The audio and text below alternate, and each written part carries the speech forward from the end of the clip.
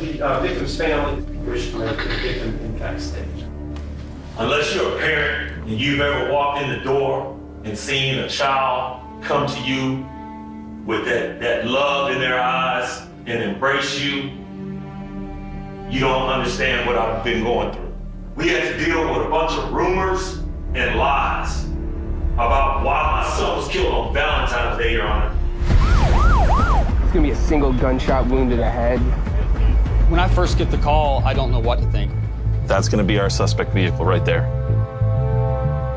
I believe he may have did something. Who were you referring to? Driver, step out of the vehicle, slowly! We may never find out the real truth behind why my son had to die. The jury wants to know why. You know, the family wanted answers as well.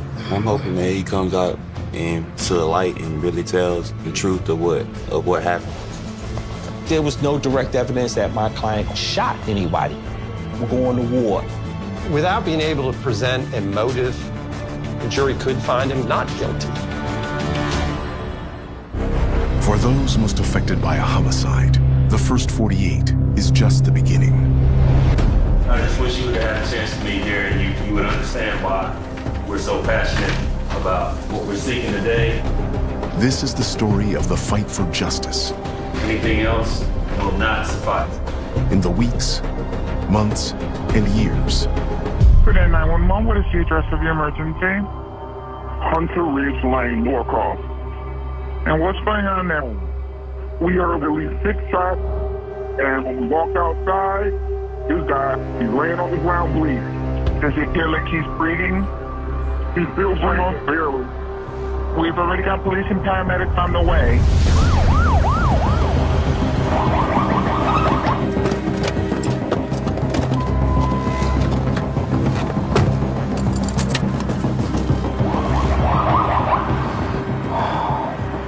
It's had 111 to radio. It's gonna be a single gunshot wound to the head. The victim is clinging to life.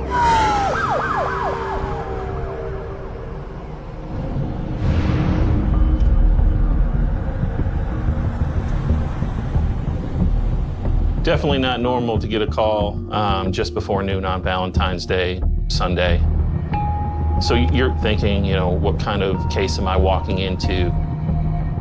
Is this something that's random or is this something that's personal? It kind of makes it seem like the person who's responsible doesn't really care if anybody sees them.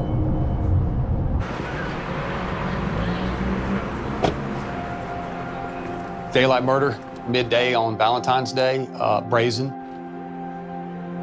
When I first get the call, I don't know what to think. Our victim's name? Darian Dennis. I'm still alive from what the officer said. 24-year-old Darian Dennis was a star football player when his high school won the state championship. A student at Hutchinson Community College, he plans to get a commercial driver's license. Right there. There was some spent shell casings. They looked to me to be about .40 caliber. And there was a .40 caliber Glock that was there. That gun, it was next to his hand that was laid out flat. Like it was in his hand when he fell. It appeared that the victim had gotten off some shots. There was no other shell casings. So where were the suspect's casings? There's no indication except for what are traditionally known as a defect, which is where a bullet passes through a wall. He has 2 bullet holes through his wall. Hey, can you show us those bullet holes in your apartment? They went through the kitchen area. One is like in the stove. There it is, right there. Then it exited the kitchen interior wall and eventually exited the building. So high velocity, very powerful round. Given the size of the hole, it looked to me like it was going to be a rifle round. Where are the casings, man? But that was it. There was no other ballistic evidence. Then, What's that? No, God. Oh, God, no. The victim's family had arrived on scene. You can't help but feel for them. I was just in the house, like literally somebody called me, told me about it. You live in the complex? Yeah, we stayed in the back. Issues with anyone here recently?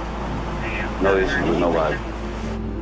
I got a phone call from his mom, and she was hysterical, and she said, someone shot Darian. And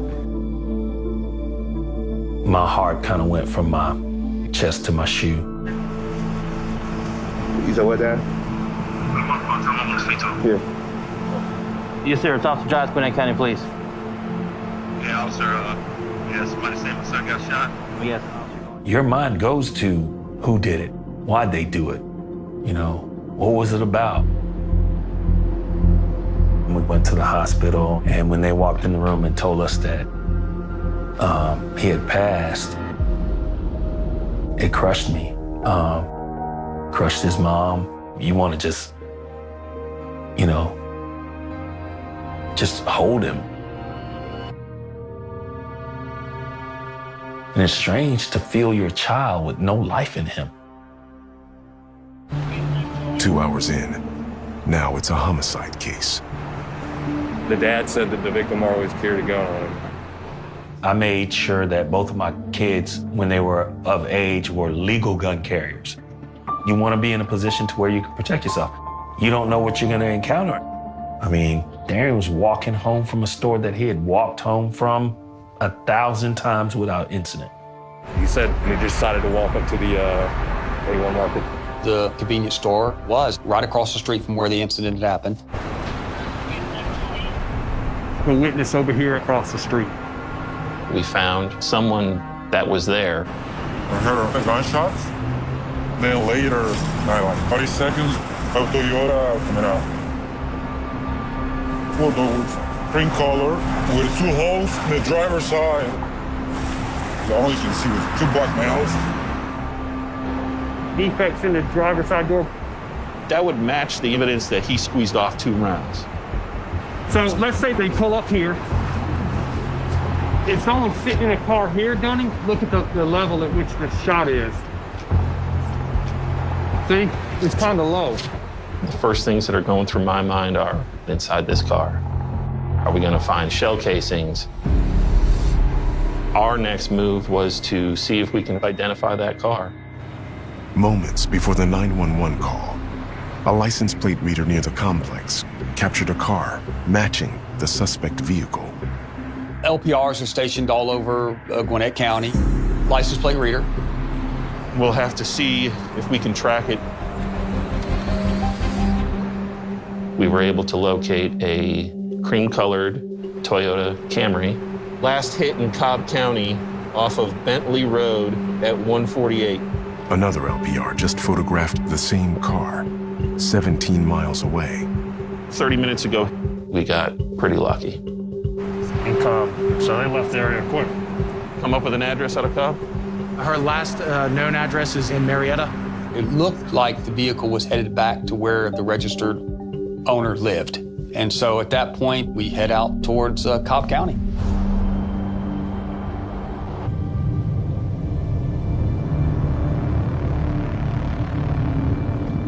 You've arrived at your destination.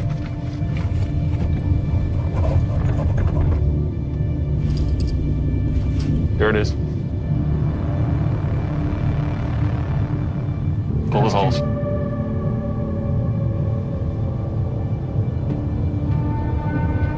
Found the car. I'm starting to get excited. We knew we were on the right path. Can they see you from the airport? We don't know.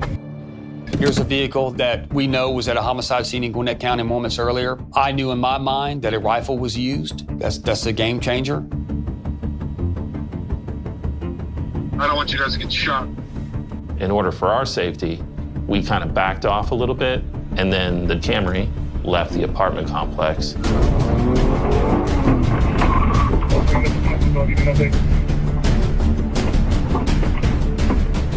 Do not move! Your heart's racing. How's this going to play out? Is it the suspect? Does the suspect have the weapon in the vehicle? Driver, step out of the vehicle, slowly!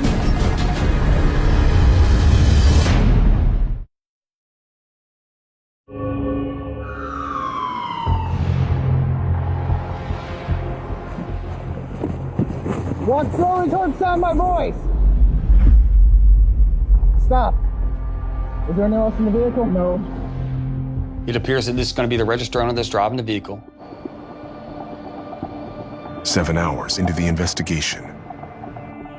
Initially, we kind of wanted to go soft. However, she may know exactly what happened. Trying to figure out where you were and what you were doing today. I got back home around 8. Okay. Are you currently living with somebody? So my ex-boyfriend, his friend lives with me. What is his friend's name? Quentin Lawton. So you came back at 8 a.m. Where was Quentin? I went into my room. I saw he might have been there. I'm not sure because I didn't see him. Around 10-ish, she came over. She says a friend then picked her up to go shopping. So what time did you actually get back to your apartment this evening? It was around 6. And then I got in my car and I drove off. Did you notice any damage to your vehicle? When I was getting pulled over, I get out the car, I see like there's 2 holes on the driver's side. It was taped. I'm just like, what's going on? Not really sure if I was buying that. When you first get in the car, it's pretty clear that your mirror is broken and there's duct tape on your driver door. So we knew we kind of had to go at her a little bit harder. The reason why I'm asking all these questions is because your car was involved in a shooting. Unfortunately, the person who got shot didn't make it. So this is a homicide investigation. You're more than welcome to start over. She did kind of like take those deep breaths, like the, okay, reality's kind of setting in. I believe he may have did something. Who are you referring to? Quentin. I do have a spare key. I keep it in the kitchen. So Quentin could potentially have access to your car. He called me a lot today. It was after 11. He was like, something happened. He went and told me what happened. I did text him and I was like, are you good? He said, cleaning. When he said he was cleaning, you didn't say, what the hell are you talking about? I was just too focused on my own thing, so I was just like, okay. Did he say anything about anybody being with him? He didn't say, but I kind of like heard this guy. He's like 16.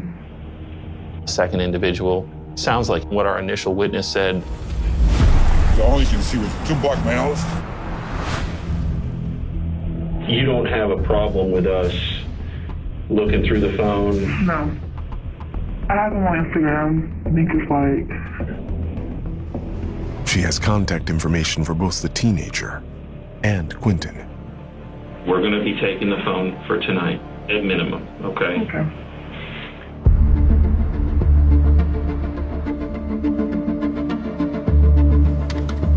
The adult. 30-year-old Quentin Lawton grew up in Florida and recently got married. He has a prior conviction for armed false imprisonment and served 6 years for robbery in Broward County, Florida. We have Quentin, who is a grown man driving around potentially with a teenager.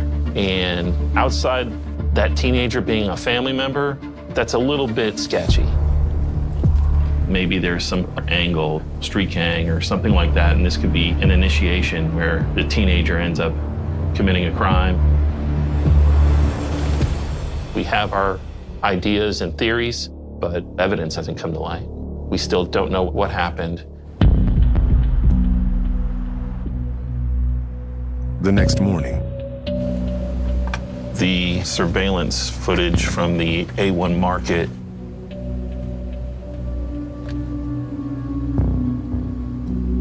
that's Darian right there. Definitely eerie to see this. I mean, we're talking just minutes before he gets gunned down. Apparently there wasn't an issue just prior to the homicide because he's not acting like there was. So what had happened on the street? It's like he was supposed to meet somebody there or something. He's kind of walking off away from the building now, heading in the direction of his apartment complex.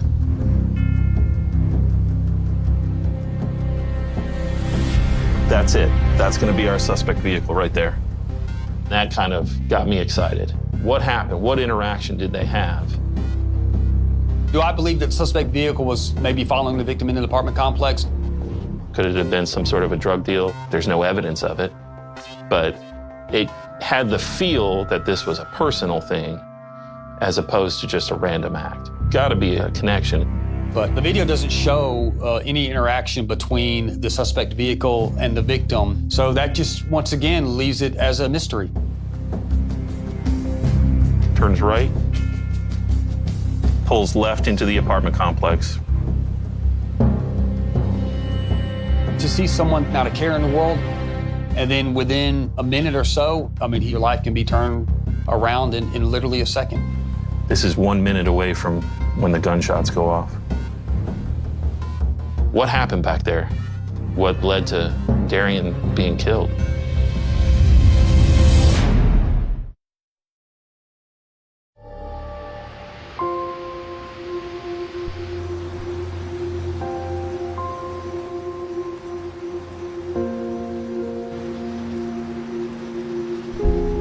And my brother always wanted me to do the right, like a real big brother and guardian. Like, he really took his role, like, seriously.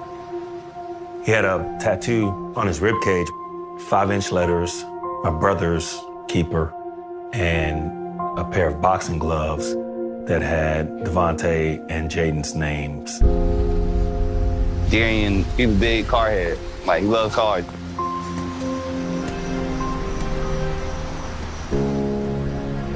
And this is Ruby B. This 03 Crown Vic, his #1 baby. I'm gonna give it another paint job. Definitely make sure they get the rims on it. Put it back as his dream of how he wanted it.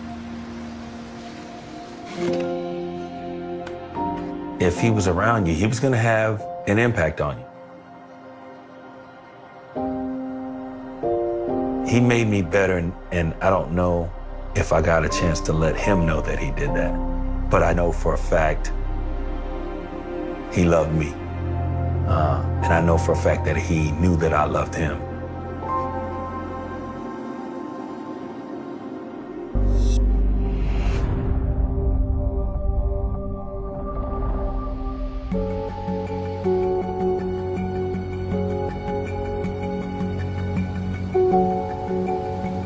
You gotta find a connection and you gotta find a motive.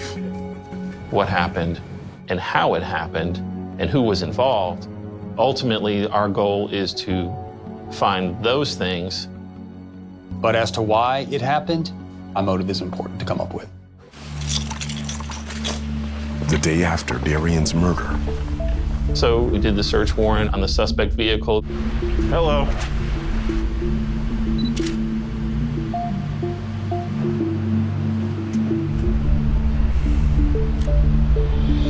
Flared out. You could see based on the trajectory of the bullet, it went from the inside out. See it singed and burnt? Yeah. That's from the muzzle.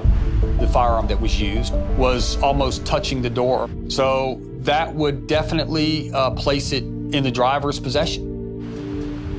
It's almost in line with the steering wheel. If it was being shot from the passenger side, the driver would have to be laying back like completely. There's duct tape on the floorboard. Hoping we can find prints.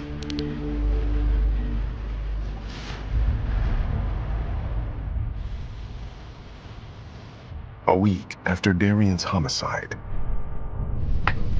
The owner of the vehicle, we got her phone records back. Their FaceTime message was at 11:55. Just 13 minutes after the murder, the owner of the vehicle FaceTimed with Quentin. At 12 noon, she's researching body repair shops near me. At 2:30 that afternoon, she was researching Gwinnett County and like homicide. That would show that the owner of the vehicle knew that we were investigating a homicide while we were talking to her in the initial interview. I'm just like, what's going on? She was feigning all this surprise. She's a liar. We definitely need to have another conversation.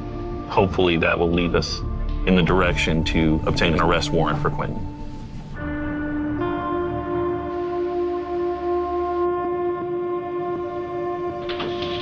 I wanted to rehash some things. Well, when people lie to you, you catch them in a lie. How do you go about a second interview with them? You know, give them a chance to correct themselves. Quinton, did he physically come to you and say, hey, can I use your car? I gotta run out. Did that happen? Yes. And did he tell you what he needed to use your car for as opposed to his car? No, he didn't say. So he does whatever with your car, and then he makes a couple of phone calls to you. Mm-hmm. Yep. He was panicking. And he said that somebody tried to rob him, and they shot my car. You see where this is like different than what you told me the initial day? It went from don't know a whole lot to now I have an armed robbery that happened that was never reported to the police. So I basically kind of spelled it out for him. You did a search warrant on your phone, okay? At one point, you start searching what happened. How did you know where it happened? When we were getting ready to leave, we see him. He said that he's in Bishop Farms. I saw that there was homicide. You didn't put two and two together and be like, who shot? Who shot who? Who did what? There's more to this, clearly, because you didn't tell me everything the first night. You're still not telling me everything today. I'm telling you everything.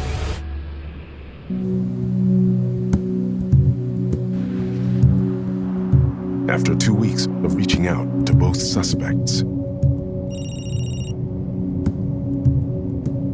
Hey, this is Detective Dunning. It's headquarters calling. All right, thanks. I got some information. It sounds like my main suspect, Quinton Lawton, retained an attorney. Quinton's looking to maybe lay down some sort of self-defense claim.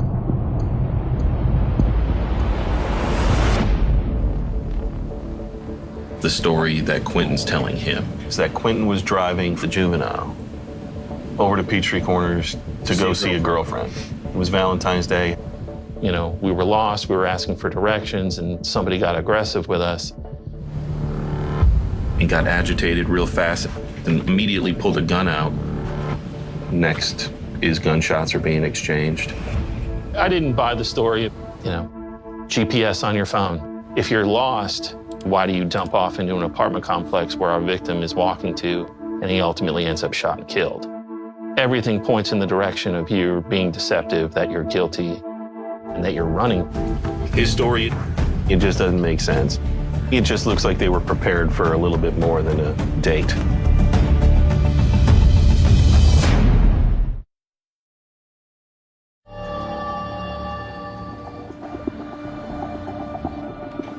All we have now is a story from the suspect, which doesn't appear to be exactly what happened. And for me to just take a statement from his attorney that this was self-defense and we should just wash our hands of it, I'm not taking that at all. You got enough to take warrants out of him. Since he didn't want to voluntarily come in for a statement, we had to move on with the evidence that we had. 1 month since Darian's murder. We were able to get arrest warrants for Quinton in the case. Definitely, it's a big win for us. As the warrants unit keeps watch on the residence of one of Quinton's friends. I was really motivated to do what I could for Mr. Dennis. Mr. Dennis, how are you? Hey, good morning. There are two individuals that we're looking at, and one individual, I went ahead and secured an arrest warrant. We've been praying that we could get a resolution to it. Bittersweet. The minute that Detective Dunning told us we have a suspect, now you're fixated. You're fixated on why'd they do it? You know, what was it about? We're doing everything we can to help you and your family and your son.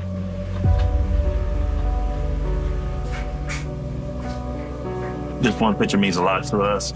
because it kind of embodies Darian's spirit. I want you to have this. I want you to kind of think about this guy and how you got him the justice that we need. I'm touched, man. I appreciate it on your desk. God bless you. It's one of my favorite pictures of Darian doing something sports related. He's perfect in this picture. He's got the ball high and tight. He's stiff arming the defender. If you look at his eyes, he's laser focused. He's ready to do a little damage there. He wanted me to have that as motivation.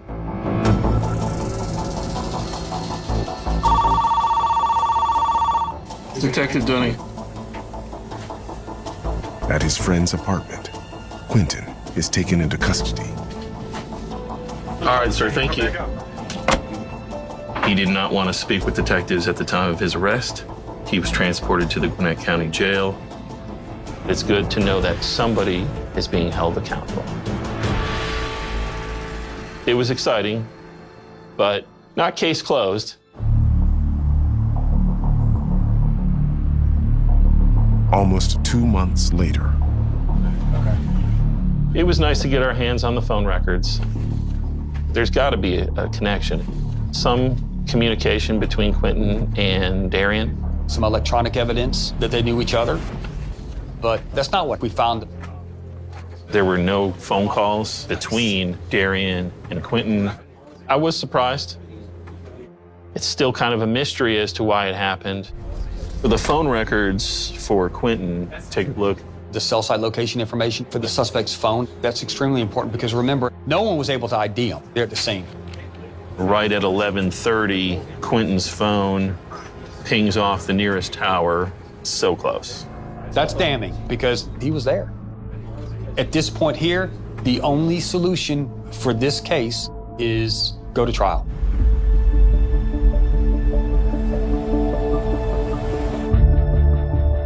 Quentin Lawton, unfortunately, he didn't make a statement when he was arrested. So the big question I had when I first got the case was why? There are a number of theories. Is a drug deal / robbery? Was this revenge for something? Was there some prior difficulties between the parties? Somebody was talking to someone's girlfriend. Sales transaction on Facebook Marketplace or something similar. Was this some sort of gang activity? With ruling out all the likely motives, that was a problem. A jury wants to know why. The family wanted answers as well. We knew what type of kid Darian was, man. If you knew him, you wouldn't even speculate or say anything that ridiculous. But for whatever reason, this person thought it was justified to kill Darian. And we had every imaginable weird rumor, and nobody can give you answers. Without being able to present a motive to the jury, it wasn't a slam dunk case. There was a risk involved. The jury could find him not guilty.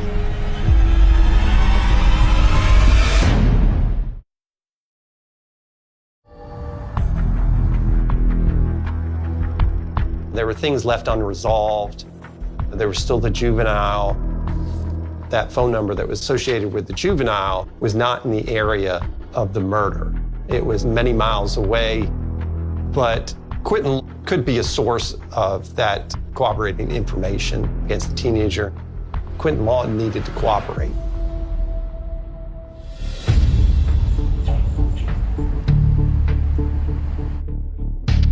I came into the case August of 2022. At that point in time, the charges were felony murder, aggravated assault, possession of a firearm. So that's a pretty serious case. When I'm going to trial, I like to put the prosecutor on notice. Don't make any plans for your anniversary. Don't make any plans for your child's birthday party. I'm going to war. If I was a defense attorney, I would go with the self-defense route. We know the victim fired his gun. But self-defense requires you to say, I did it. So for me, it wouldn't have been a self-defense case because Quentin is sort of like a bystander. And there was no direct evidence that my client, Quentin Lawton, shot anybody.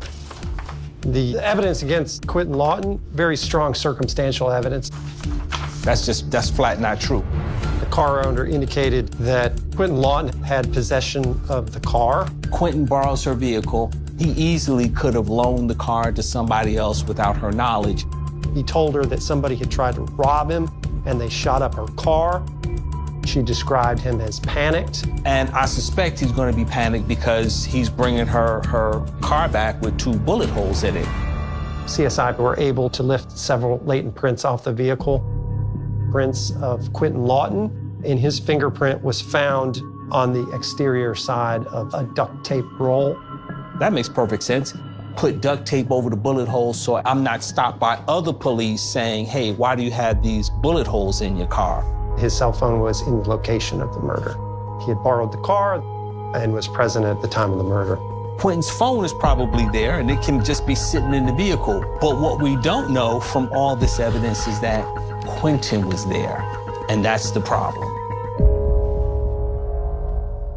We can see very well why they put handcuffs on my client, but we can also explain to you why you should take the handcuffs off.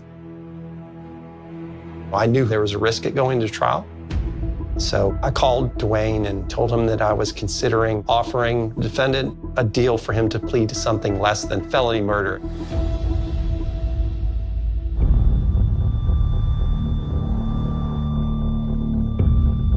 It's a tough decision to make as a family, but we need to know the truth about what happened to my son. And the only way we could really get access to that was by making a deal.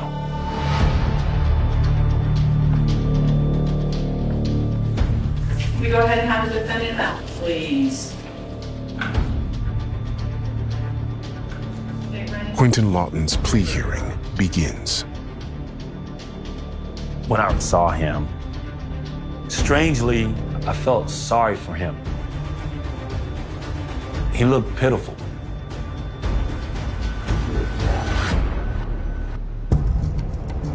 Are here this afternoon for purposes of Mr. Lawton entering a plea. Judge, Mr. Lawton will be entering a plea to voluntary manslaughter. A special condition of this guilty plea, he will cooperate fully with further investigation in the case. I'm not interested in any BS. I want the truth about what happened to my son. Do you understand that? Yes.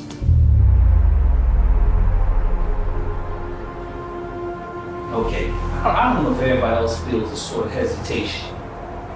And I don't want you to enter any plea you don't want to enter into. Because there is a delay.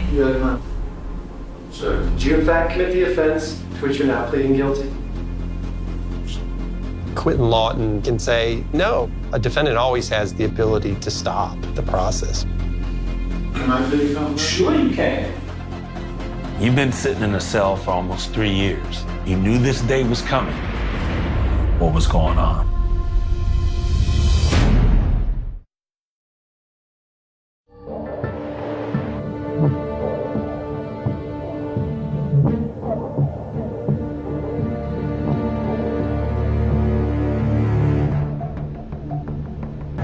Am I not supposed to be hesitant alone?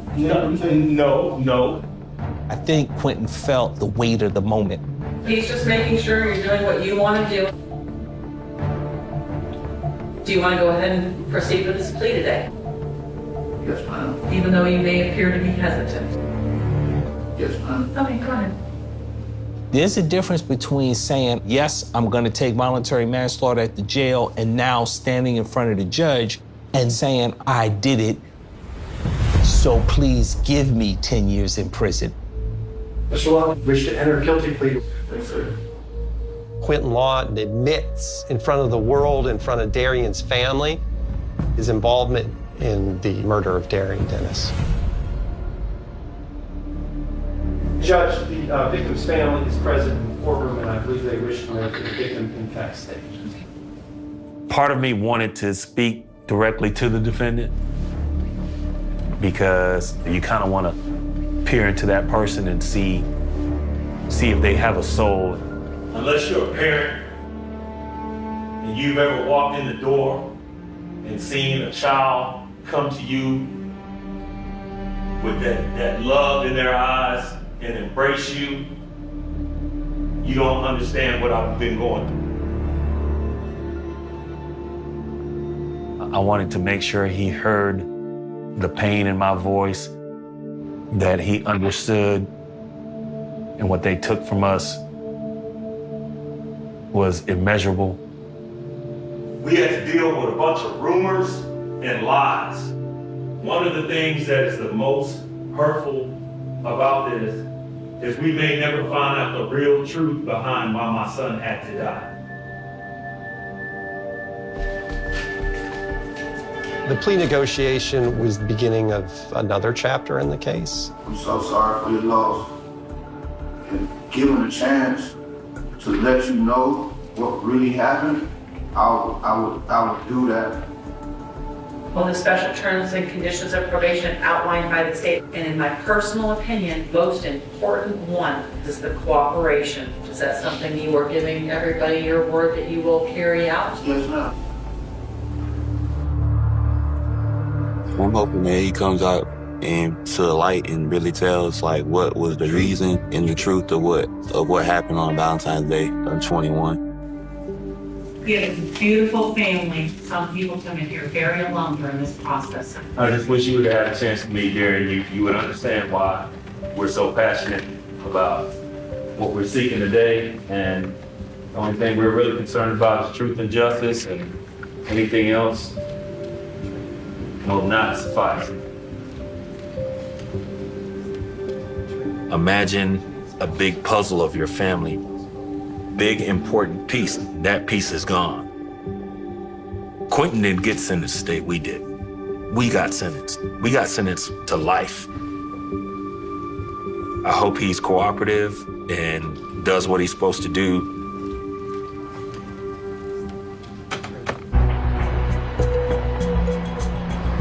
The next day, Investigators with Gwinnett County Police Department went over to the jail for Quentin to give a statement. So we're just here to see what you can provide as part of your deal. We just ended up going to Gwinnett. Quentin says he was not alone when he rode into Darian's neighborhood. I knew somebody that lived over there too. But was trying to get dropped out first, so we ended up turning on that little street. There was an encounter between the occupants of Quentin's vehicle and the victim, Darian. Now, this is Dane. I didn't know him. I never met him before. Are we talking about the victim? Yes. Okay. Turning around, backing up, don't see him, and almost hit him. He bam on the trunk. Hey man, what y'all doing? Quentin Long claims that started an argument. You could see the bulge in his pocket. Quentin says Darian was carrying a weapon. That dude reached for his gun. When he reached out for it, that shit happened so fast, it's crazy. Because the only thing I heard was gunshots. When I looked, I didn't see dude standing nowhere though. It kind of reminds me of a road rage incident where, someone's get shot for what? But who was shooting? There were at least one other individual that was involved in the shooting. So the investigation in this case is ongoing. There are obviously things that we need to kind of hold tight so we can follow up on and not jeopardize any future prosecutions in the case. But the statements as to motive, I felt like Dwayne really needed that question answered.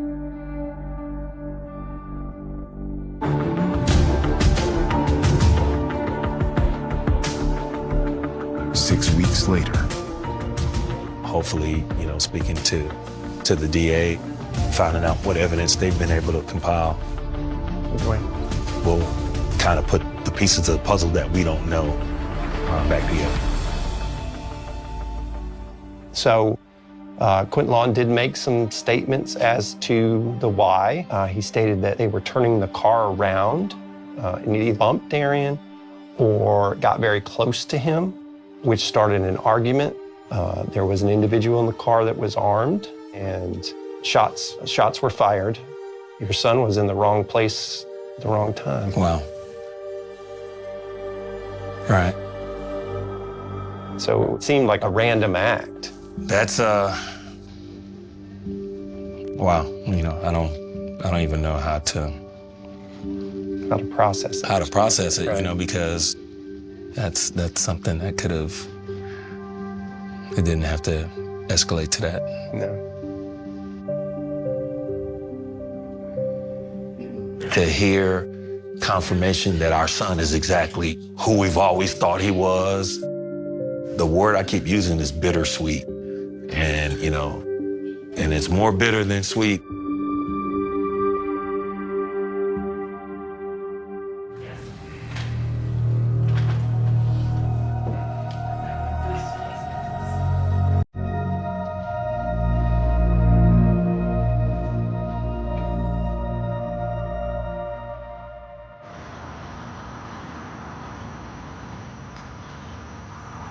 Valentine's Day brings up all those emotions, like when you're walking into store, everybody else is thinking about candy and teddy bears and balloons, and we're thinking about Darian.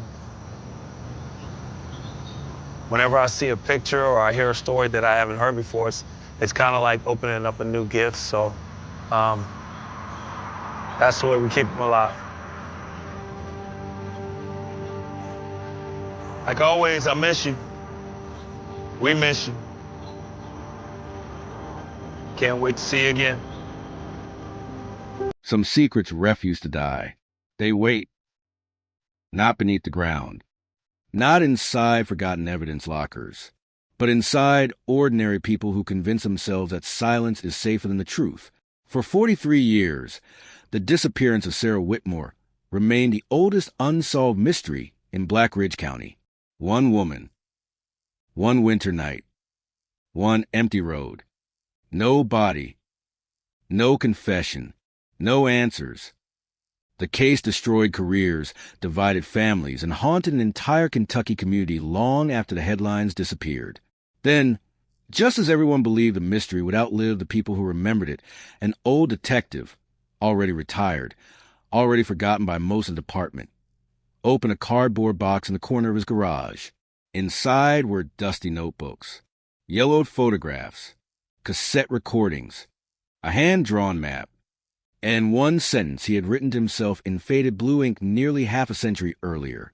The answer isn't missing. The wrong question was asked. That sentence would become the final clue, not because it introduced new evidence, because it forced investigators to see the old evidence differently. January 12, 1981. Black Ridge County woke beneath freezing rain. The roads were coated with ice. The hills disappeared beneath heavy fog. The small farming community moved slowly through another ordinary Monday. Nobody imagined the day would become part of local history. Sarah Whitmore was 28. She taught history at the county high school. She lived alone in a small white house outside town. Students describe her as patient. Neighbors describe her as private. Friends describe her as stubborn enough to chase the truth, even when everyone else had stopped asking questions. She had no known enemies, no criminal history, no financial problems, nothing that suggested she would simply disappear. That afternoon, she stayed late, grading exams. Several teachers remembered speaking with her before sunset. She laughed. She talked about an upcoming school trip. She promised to bring homemade pie to the faculty meeting on Friday. Friday came. Sarah never did. At 6:42 p.m., she left the school parking lot. A student remembered seeing her old blue sedan disappear into the snowfall. That was the last confirmed sighting. At least, that was what investigators believed for decades. When Sarah failed to arrive home, her sister reported her missing early the next morning.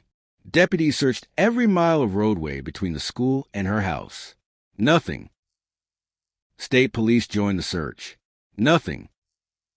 Volunteers walked frozen fields. Nothing. Helicopters scanned rivers and abandoned barns. Nothing. Her car vanished with her. No skid marks. No broken glass. No signs of violence. It was as though both woman and vehicle had simply dissolved into the winter air. Within days, Rumors spread faster than facts. Some believed she had run away. Others whispered about an affair. A few insisted organized criminals had passed through the county. Every theory sounded convincing. None matched the evidence. Detective Thomas Grayson refused to accept easy explanations. At 38 years old, he had spent more than a decade investigating violent crime. He believed every disappearance left a pattern. The challenge was finding it before time erased the details. He interviewed everyone: family, friends, co-workers, mechanics, gas station attendants, hunters, truck drivers. He filled notebook after notebook with observations. One witness remembered headlights on a logging road. Another remembered hearing an engine after midnight.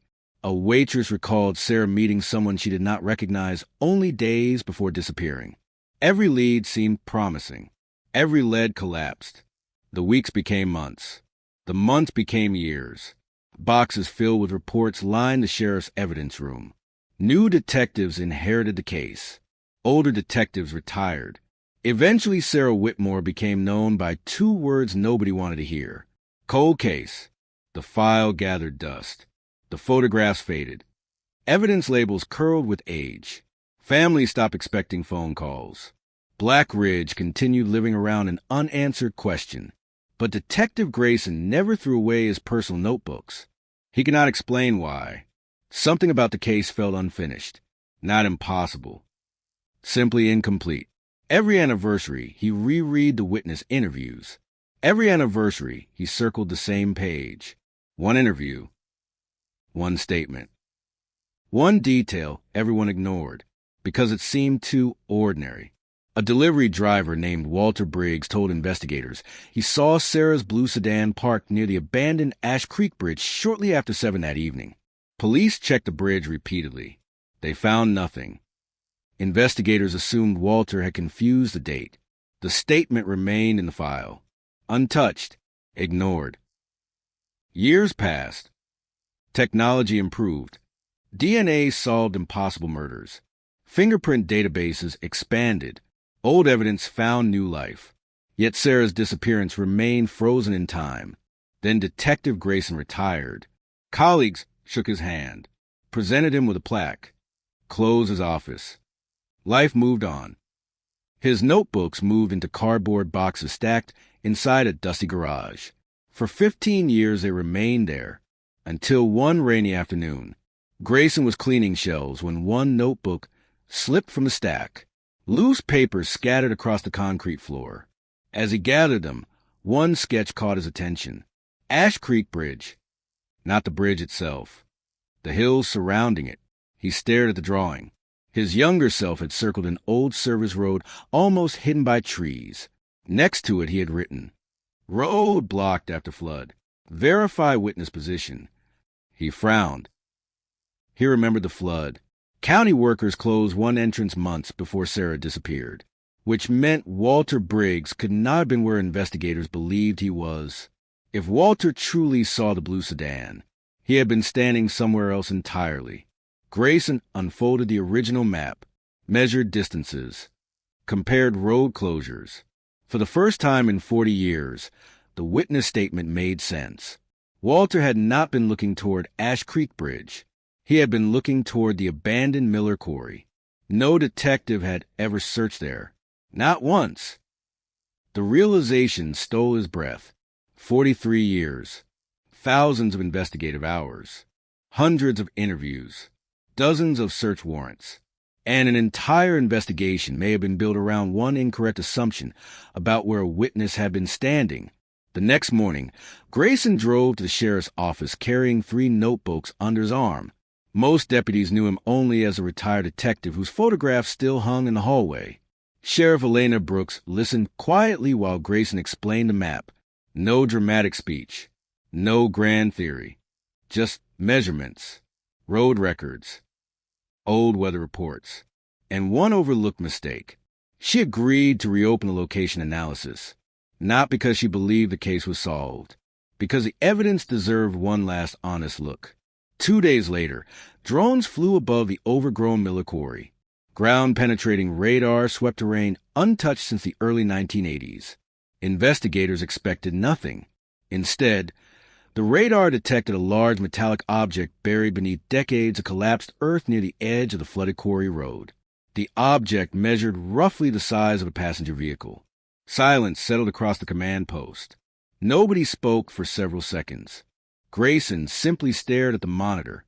43 years of frustration narrowed into one impossible image beneath layers of soil and stone. If the radar was correct, then Sarah Whitmore had never disappeared from Black Ridge County. She had been waiting there all along, and somewhere beyond the buried vehicle. The truth that had escaped an entire generation of investigators was finally beginning to surface. The following story is entirely fictional. Any resemblance to actual persons, locations, or events is purely coincidental. The radar image changed the atmosphere at the command post instantly. No one celebrated. Experienced investigators knew better. Ground-penetrating radar could detect abandoned machinery, farm equipment, collapsed storage tanks, or countless other objects hidden beneath decades of earth. Hope had ruined investigations before. Hope made people see answers where none existed. Sheriff Elena Brooks ordered the area secured. No heavy equipment. No unnecessary movement. Everything would be documented exactly as if the disappearance had happened yesterday. News of the discovery spread through Black Ridge County before sunset. Within hours, television vans lined the entrance to the old quarry road.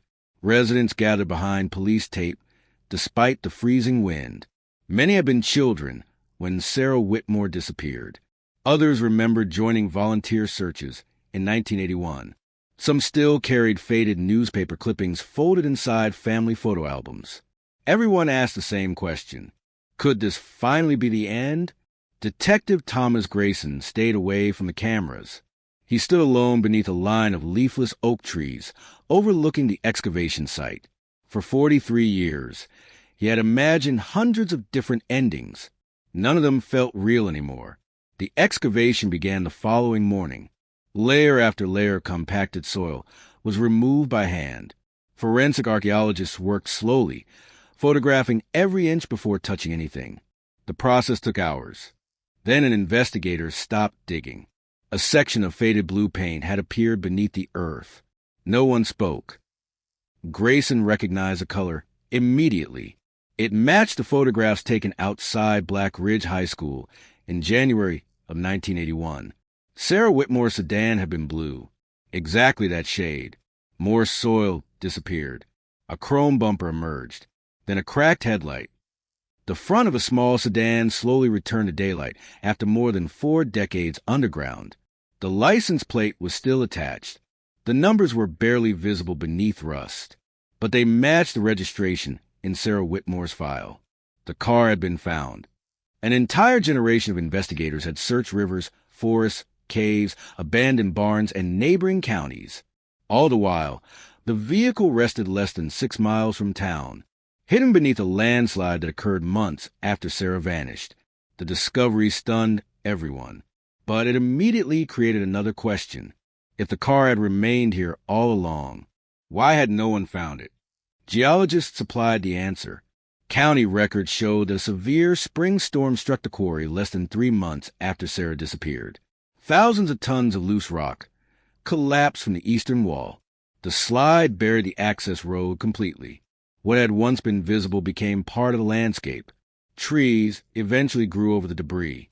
Nature had erased the scene long before investigators realized they were searching the wrong location.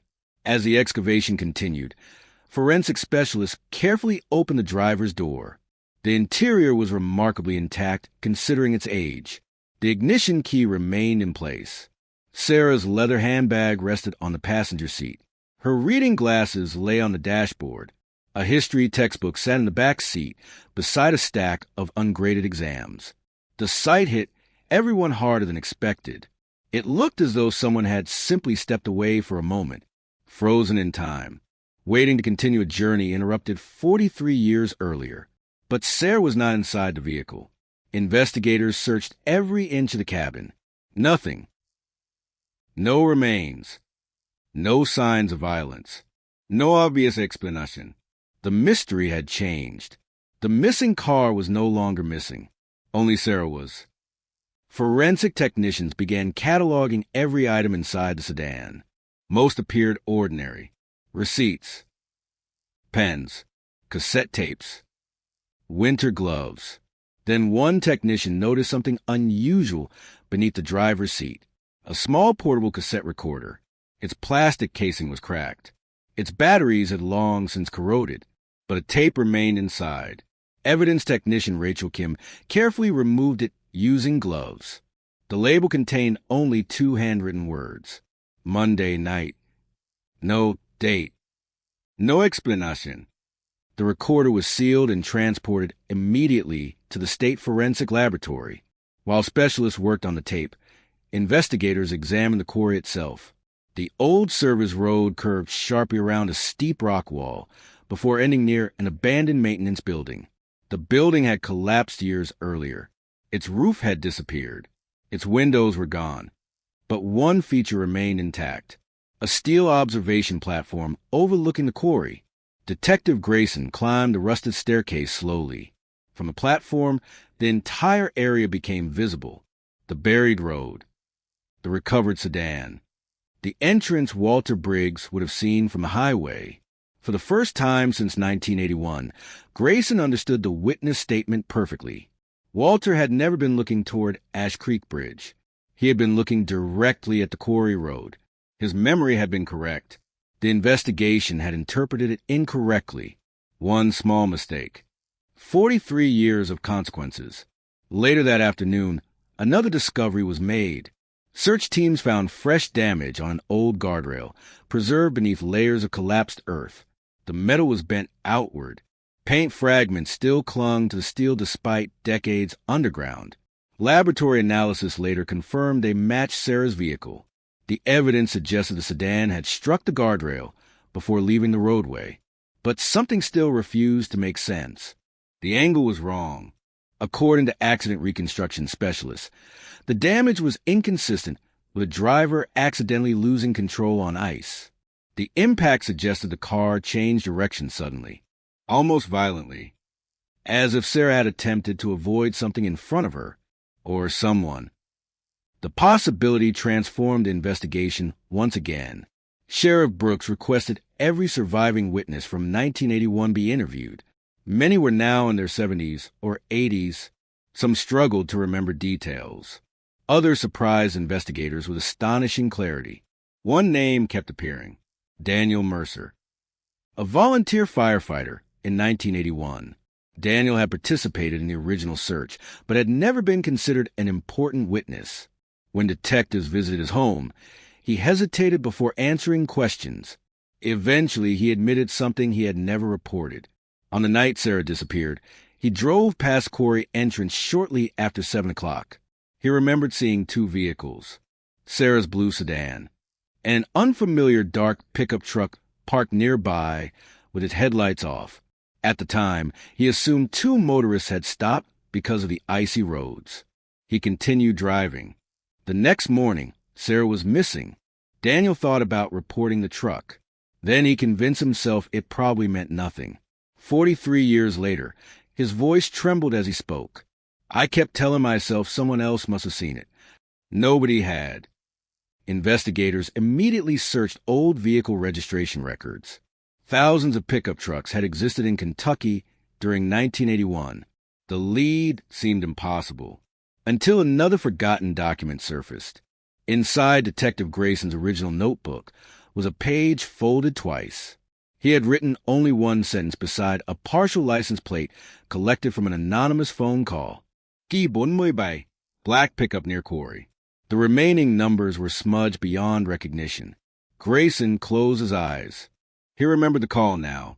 It arrived 3 days after Sarah disappeared. The caller refused to identify himself. He claimed a dark pickup had been parked near the quarry that evening. Without a complete plate number, investigators could do little. The tips slowly disappeared beneath newer leads. Now 2 independent witnesses described the same vehicle, separated by decades, connected by the same forgotten road. The cold case was no longer about a woman who vanished into thin air. It was becoming the story of a meeting that should never have happened.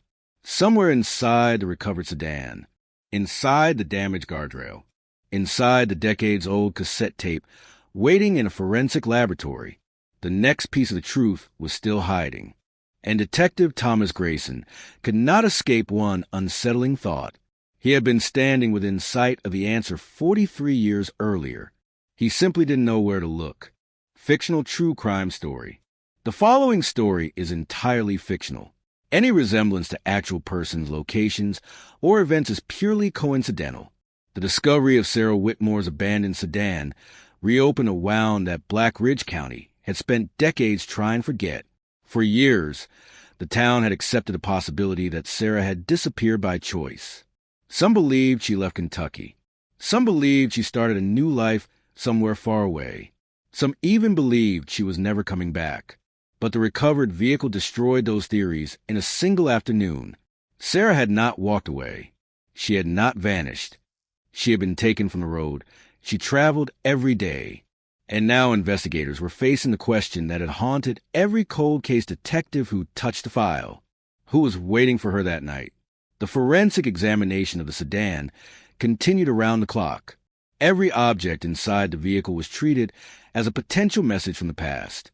The steering wheel, the door handles, the seats, the floor mats, even the smallest pieces of dirt trapped beneath the tires. 43 years had passed, but investigators knew one thing. Time does not always destroy evidence. Sometimes it preserves it. The first major discovery came from the driver's side door. A fingerprint was recovered from the inside handle. The print was incomplete, damaged by moisture, but modern technology allowed analysts to compare it against updated databases. The result came back 2 days later. No match. A dead end. But investigators were not discouraged, because the absence of a match created another possibility. The fingerprint did not belong to anyone in the system. It belonged to someone who had never been investigated, someone unknown. The second discovery came from the trunk. Inside was a small brown envelope. The paper had deteriorated. The ink had faded, but the contents remained readable. It contained 3 photographs, all taken at the same location, the old Black Ridge County Courthouse. The images showed people entering the building. At first glance, they seemed meaningless, random photographs. But Detective Grayson immediately recognized one person, Thomas Keller, a local businessman who had owned several properties around the county in 1981. He had never been connected to Sarah's disappearance. He was considered a respected member of the community, a person people trusted. But there was something strange.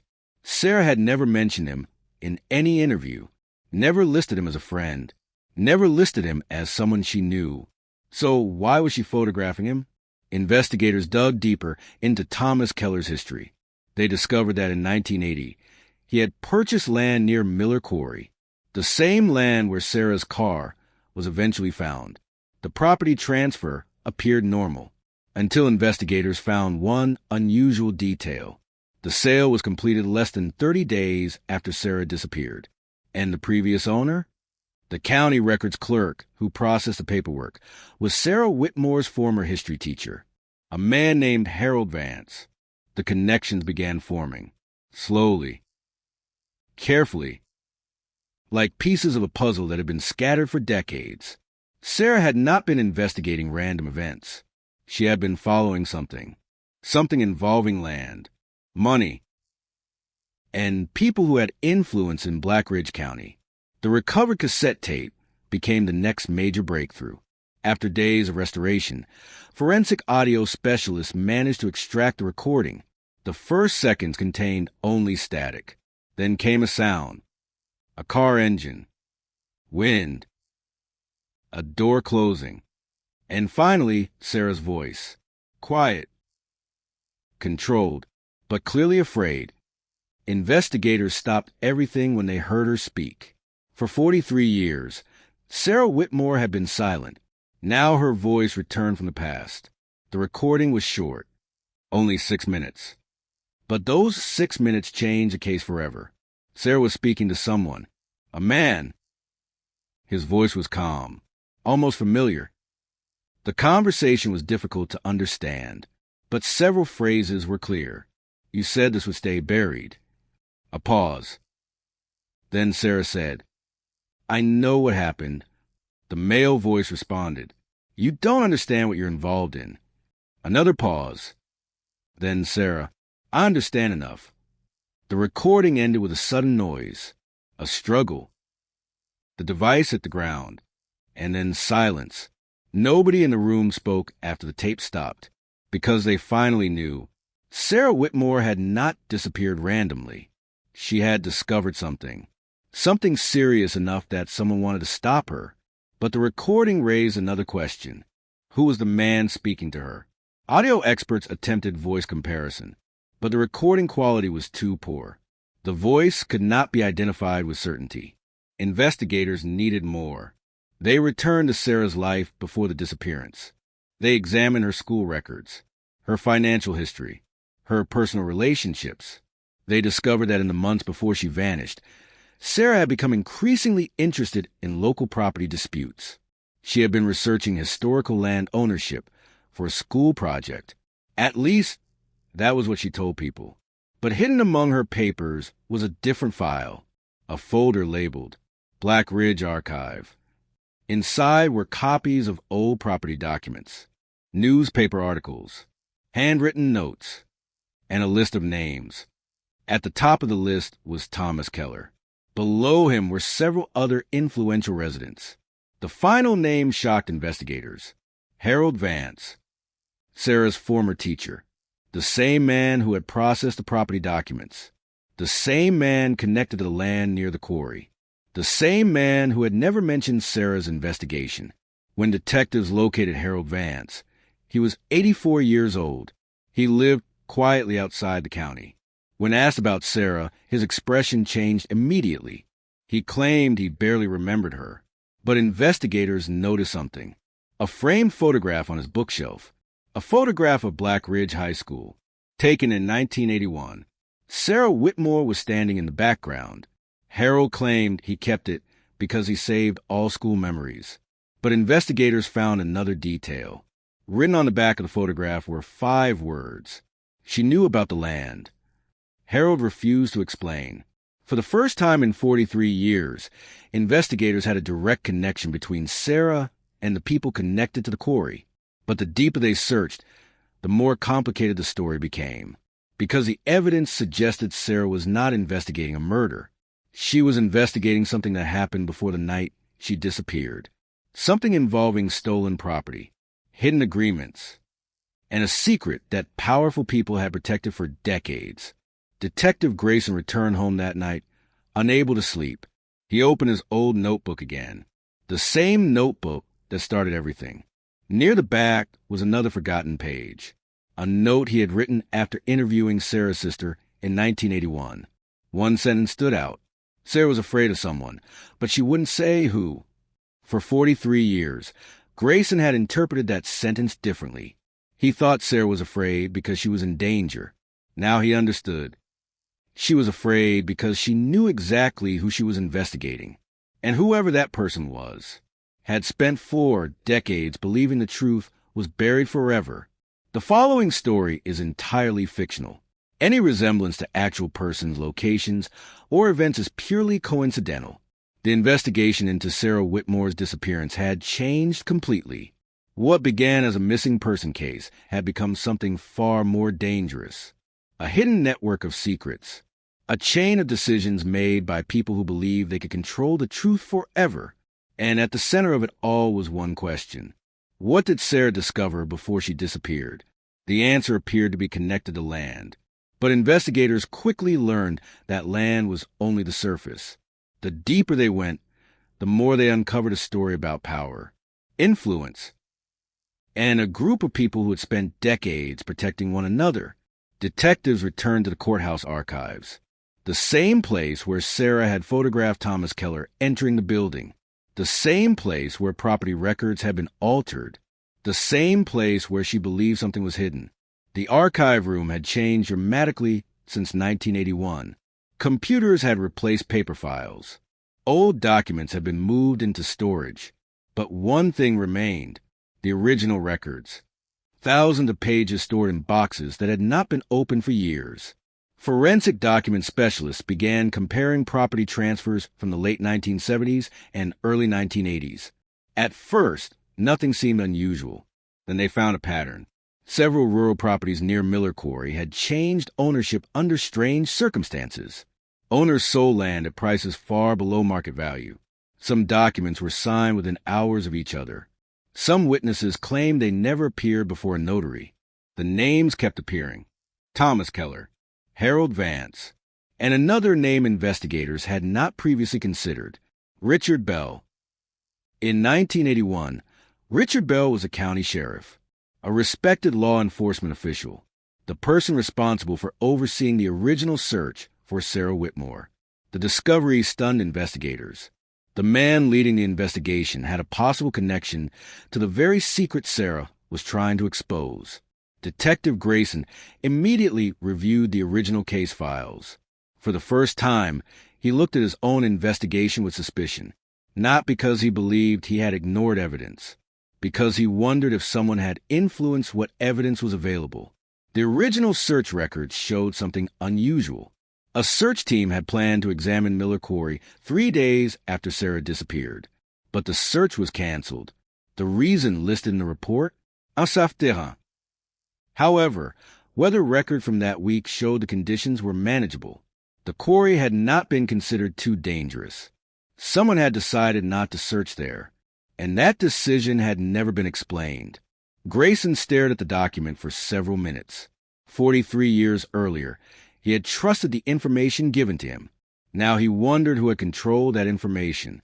The investigation moved toward Richard Bell, but finding answers would not be easy. Richard had died in 2003. His records were limited.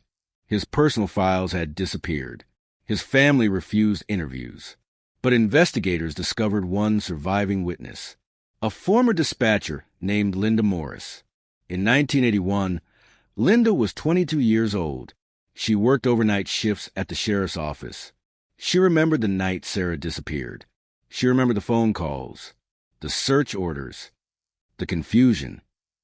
In one conversation she never forgot, Linda told investigators that shortly after Sarah was reported missing, Sheriff Bell received a private phone call. After the call ended, his behavior changed. He immediately ordered deputies to focus searches away from Miller Quarry. When Linda asked why, Bell told her, "Because that's not where we need to look." At the time, she assumed he knew something. She trusted him. Years later, she realized something different. He may have been directing them away from the truth. Linda also revealed another detail. The night Sarah disappeared, a second call came into the station. A man reported seeing Sarah's car near the quarry. The call was never entered into the official log. Linda remembered writing it down on a piece of paper. That paper disappeared. The discovery created a major breakthrough. For decades, investigators believed only one witness had seen Sarah near the quarry, Walter Briggs. Now, they knew there had been another, someone whose information had been removed. The question became, who deleted the call, and why? Investigators searched through archived phone records.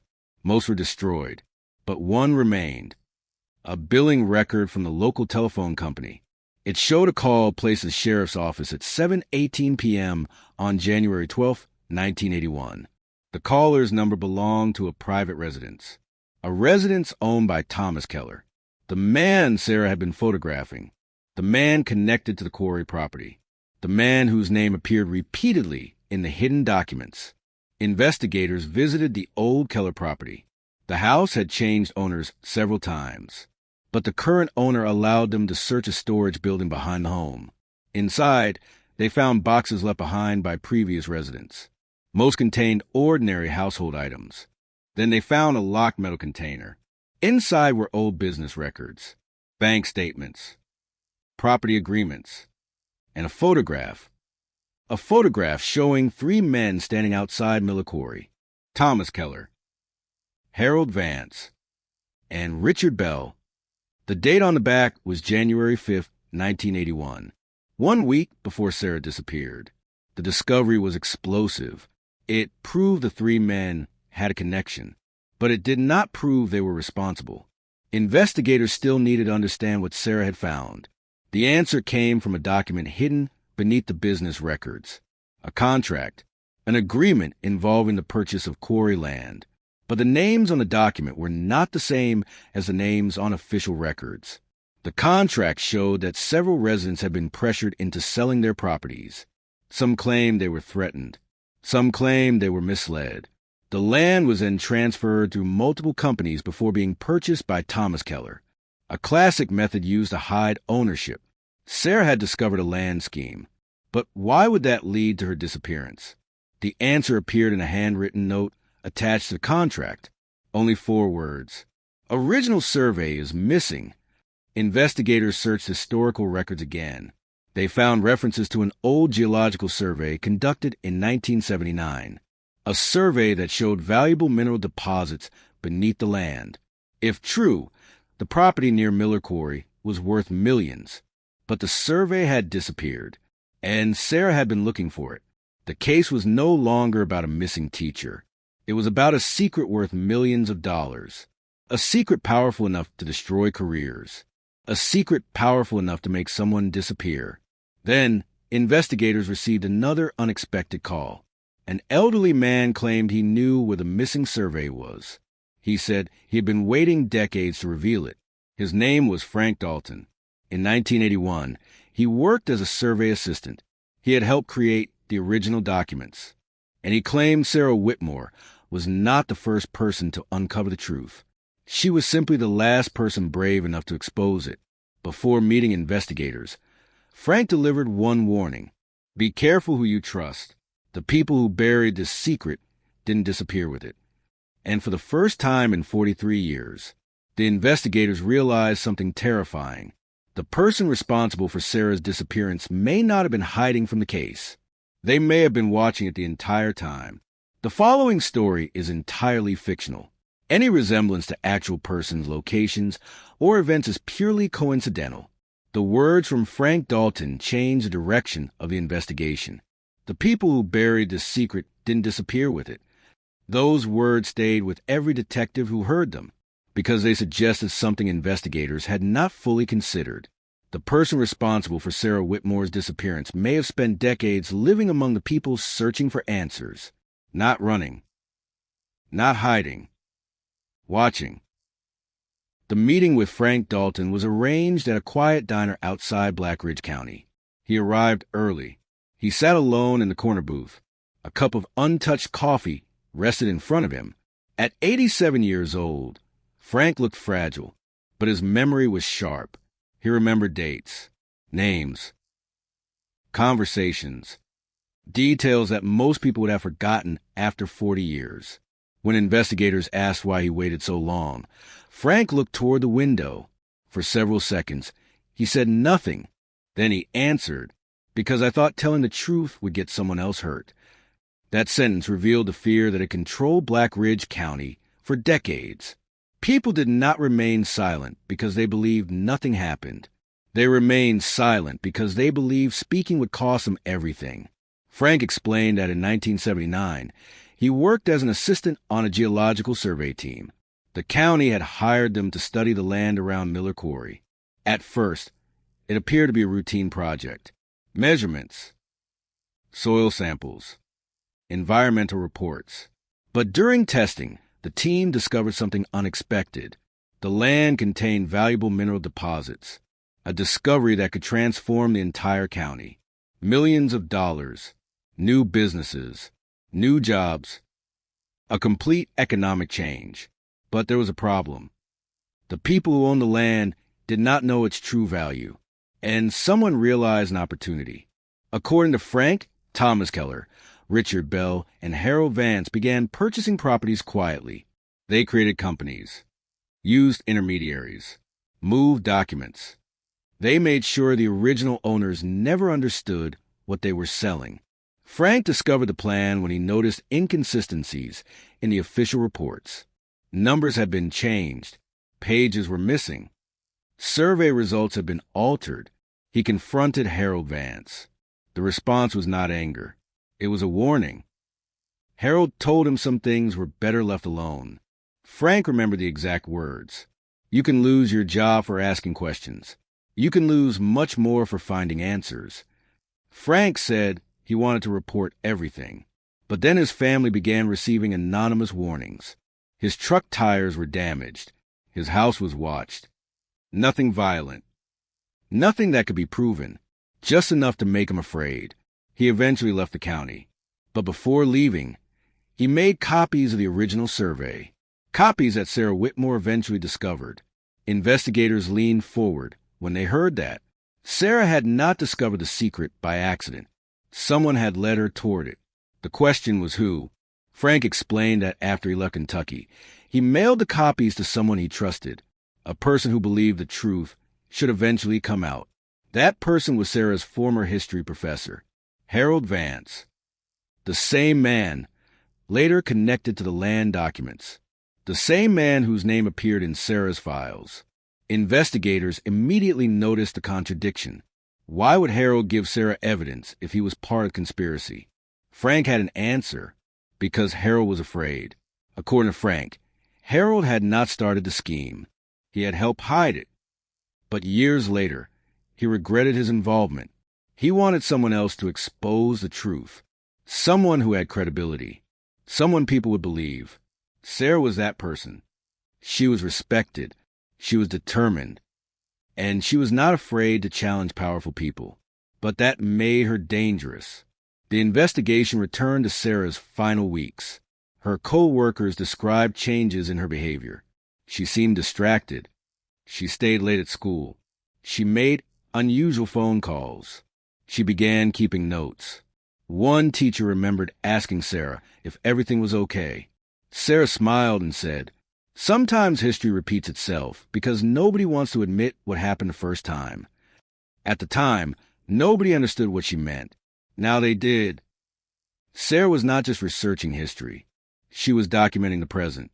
The recovered evidence showed that Sarah planned to expose the land scheme publicly. She had arranged a meeting with a newspaper reporter. She had prepared copies of documents. She had recorded conversations. She knew the people involved had influence, but she believed the truth would protect her. She was wrong. The next breakthrough came from the cassette recording. Audio specialists continued enhancing the damage tape. After weeks of work, they isolated a phrase previously buried beneath static. The male voice said, "Sarah, you don't understand what happens when people lose everything." Then Sarah responded, "People already lost everything. You just made sure nobody knew." Investigators believed those words represented the entire conflict. One side protecting wealth, the other side demanding accountability. The voice comparison still could not provide a confirmed identity, but investigators now had enough information to narrow the possibilities. They compared the voice to surviving recordings from the three main suspects: Thomas Keller, Harold Vance, Richard Bell.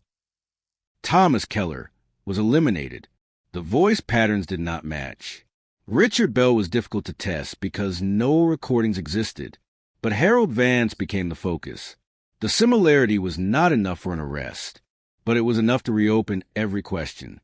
When investigators searched Harold Vance's former property, they found something unexpected: a hidden compartment beneath the floorboards of an old office. Inside were dozens of letters. Many were never sent. Most were apologies. Harold wrote about regret, fear, and the choices he wished he could undo. One letter mentioned Sarah directly. The date was January 10th, 1981, 2 days before her disappearance. It read, "Sarah knows about the documents.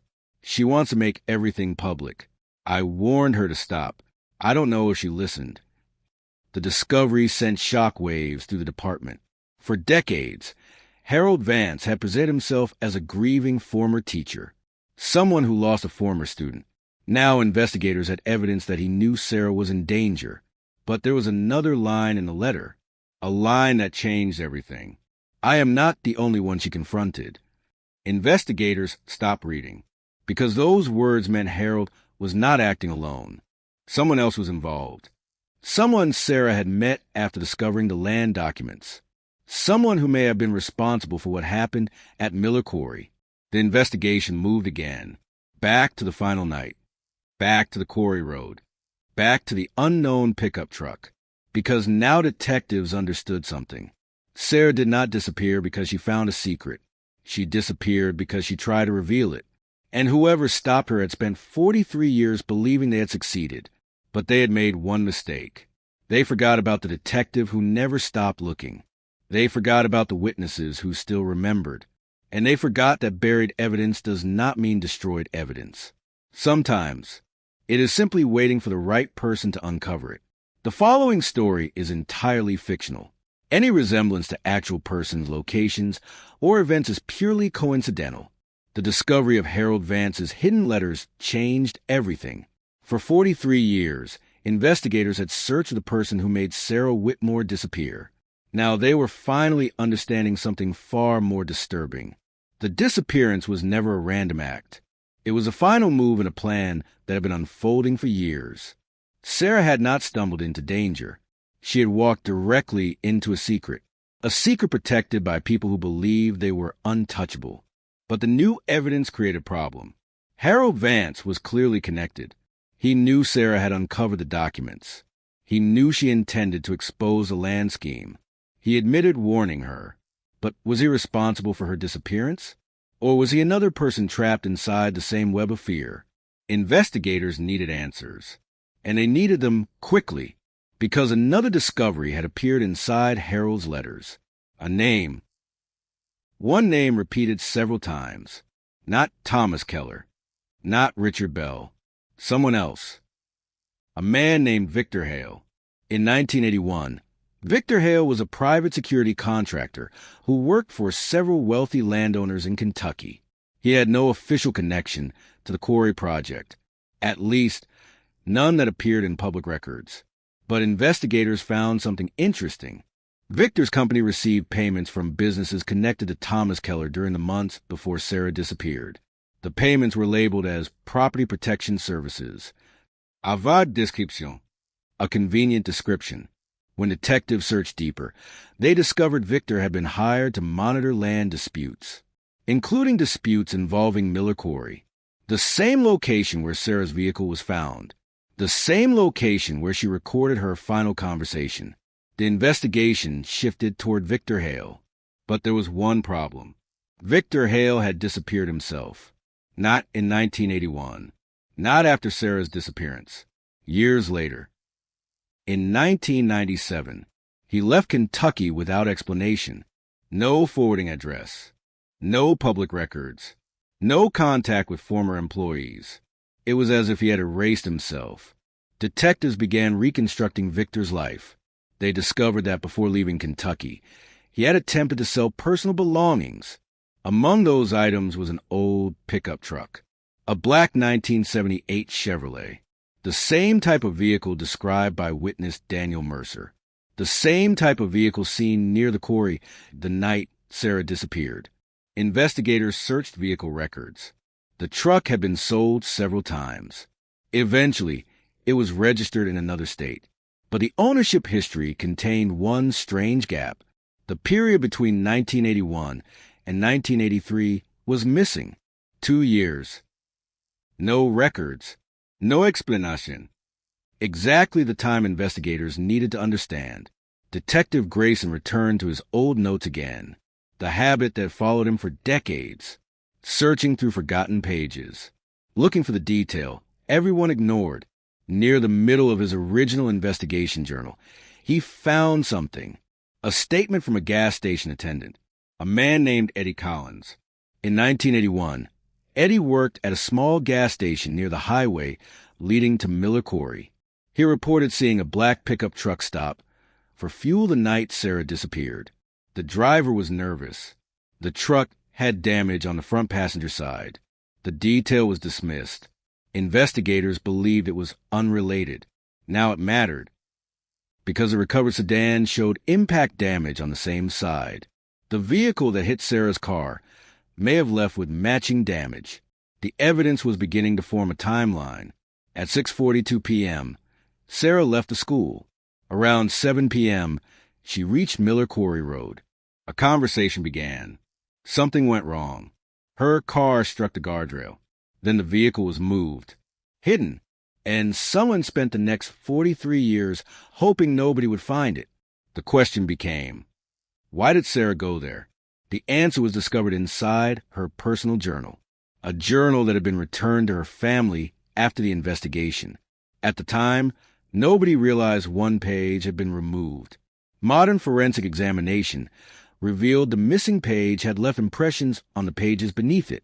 Using specialized imaging technology, analysts recovered the writing. The hidden message was short, but it changed the case. Sarah had written, "Meeting tonight. He says he has proof. If true, everything changes." Investigators froze. He. Not they. Not a group. One person. Someone Sarah trusted enough to meet alone. Someone who claimed to have proof. The question was no longer who Sarah confronted. It was who called her there. The answer came from an old phone record. A call placed to Sarah's home 2 hours before she disappeared. The number belonged to a payphone outside the Black Ridge County Courthouse, a location used frequently by people who wanted privacy. The call lasted 7 minutes. The identity of the caller was never recorded, but investigators found one person who had access to that phone regularly: Harold Vance, the former teacher, the man who admitted warning Sarah, the man whose letters showed fear, the man who claimed he wanted to help. When detectives questioned Harold again, he finally broke. For the first time, the 84-year-old former teacher stopped denying his involvement. He admitted contacting Sarah. He admitted asking her to meet. He admitted giving her information about the land scheme. But he denied killing her. His explanation was complicated. He said he wanted Sarah to expose the truth, but he also wanted control how it happened. He feared what would happen if the wrong people learned she had evidence. Harold told investigators that on the night Sarah disappeared, he followed her to Miller Quarry. He claimed he wanted to make sure she was safe. But when he arrived, she was already gone. Her car was there. The black pickup was there. And Victor Hale was standing nearby. Harold said he saw Victor arguing with Sarah. He heard shouting. He saw Sarah holding documents. Then he left. He was afraid. Detectives asked the question that mattered most. Why didn't you call police? Harold looked down. His answer explained 43 years of silence. Because I knew exactly who they would believe. The statement revealed the power imbalance that shaped the entire case. Harold believed the system was controlled. He believed the truth would be buried. And instead of fighting, he chose survival. But investigators still needed proof. A confession was not enough. They needed evidence connecting Victor Hale to Sarah's disappearance. That evidence arrived from an unexpected source. A storage facility in Tennessee. After Victor disappeared in 1997, he abandoned several rented units. Inside one of them, investigators found boxes containing old security records, photographs, maps, payment records, and one envelope labeled Whitmore. Inside was a single photograph. Sarah Carter? No, Sarah Whitmore, standing beside the Miller Quarry sign, taken the day before she disappeared. On the back of the photograph was a handwritten note, 6 words. She knows too much now. For the first time in 43 years, investigators had evidence that someone had been watching Sarah before she vanished. Someone had been tracking her movements. Someone had been preparing. And now the cold case that had remained frozen for generations was moving faster than anyone expected. Because the final clue from a retired detective had opened a door. And behind that door was a truth far darker than anyone in Black Ridge County imagined. The following story is entirely fictional. Any resemblance to actual persons, locations, or events is purely coincidental. The photograph found inside Victor Hale's abandoned storage unit became the most important piece of evidence in the entire investigation, not because it proved what happened to Sarah Whitmore, but because it proved something investigators had suspected for weeks. Sarah was not simply caught in the wrong place at the wrong time. She was being watched. Someone knew what she was investigating. Someone knew where she was going. Someone knew exactly how dangerous her discovery had become. For 43 years, the people of Black Ridge County believed Sarah vanished during a moment of chaos. Now investigators were seeing a different picture, a planned confrontation, a hidden meeting, and a secret that had been protected by more than one person. The photograph was analyzed by forensic specialists. The date was confirmed. The location was confirmed. And the person who took the photograph was identified through digital enhancement. A reflection in the vehicle window showed the photographer standing several feet away. The image was not clear enough to identify a face, but it revealed something else. The photographer was standing beside a black pickup truck, a truck matching the description given by witnesses in 1981. The same vehicle connected to Victor Hale, the same vehicle seen near Miller Quarry. The investigation moved from suspicion to urgency. Federal investigators were contacted. Search warrants were issued. Every remaining record connected to Victor Hale was examined, and slowly, a hidden history began to emerge. Victor Hale had not been a random security contractor. He had worked for powerful clients across Kentucky. His job was simple: protect property, protect investments, protect information. But investigators discovered that his work often involved more than security. He monitored people. He collected information. He documented conflicts. He created files. And one of those files was about Sarah Whitmore. Inside Victor's records were pages of observations, her daily routine, her work schedule, the places she visited, the people she contacted. Every movement documented. The discovery shocked investigators, because it proved the threat Sarah faced was much larger than anyone understood. She was not only investigating a secret, she had become the subject of an investigation herself. Detective Grayson read through the documents quietly. He had spent most of his career believing he had failed Sarah. Now, he realized something worse. The people responsible had been several steps ahead from the beginning. They were watching the investigation. They knew what police knew. They knew what witnesses said. They knew where detectives searched. And they used that knowledge to stay ahead. The original investigation had not simply gone cold. It had been manipulated. The evidence pointed toward a carefully controlled operation. But one question remained. What happened during Sarah's final conversation? The restored cassette tape provided another answer. Audio experts returned to the damaged recording. Using advanced restoration techniques, they separated layers of sound. A second conversation hidden beneath the original recording was discovered. A few seconds only, but enough. Sarah's voice could be heard. She was not alone. A man spoke. Then another voice appeared. A second male voice. The discovery changed everything. There had not been one person at Miller Quarry. There had been at least two. Investigators compared the voices. The first voice was believed to be Harold Vance. The second remained unidentified, but the tone was familiar, aggressive, confident. Someone who believed he controlled the situation. Investigators believed the second voice belonged to Victor Hale. The conversation revealed a confrontation. Sarah demanded answers. The men demanded the documents. Then Sarah said something that became the most important sentence on the recording. You don't get to erase people. The sentence stayed with everyone involved in the case, because it explained who Sarah was. She was not chasing money. She was not trying to destroy anyone. She was fighting against the idea that powerful people could decide whose stories mattered. The forensic team discovered another important detail. The recording contained the sound of a third object, a vehicle door, opening, then closing. A few seconds later, the sound of an engine. Investigators compared the audio with the recovered vehicle. The sound matched Sarah's sedan, but there was another engine, a larger one, a truck, the same type of truck witnesses remembered. The timeline became clearer. Sarah arrived at Miller Quarry. She met Harold Vance. Victor Hale was already there. An argument followed. The vehicles moved, and then Sarah disappeared. But investigators still needed to know where she went. The answer came from an unexpected source. A former construction worker named Carl Jennings contacted police after seeing the news reports. In 1981, Carl worked near Miller Quarry. He remembered something he had never reported.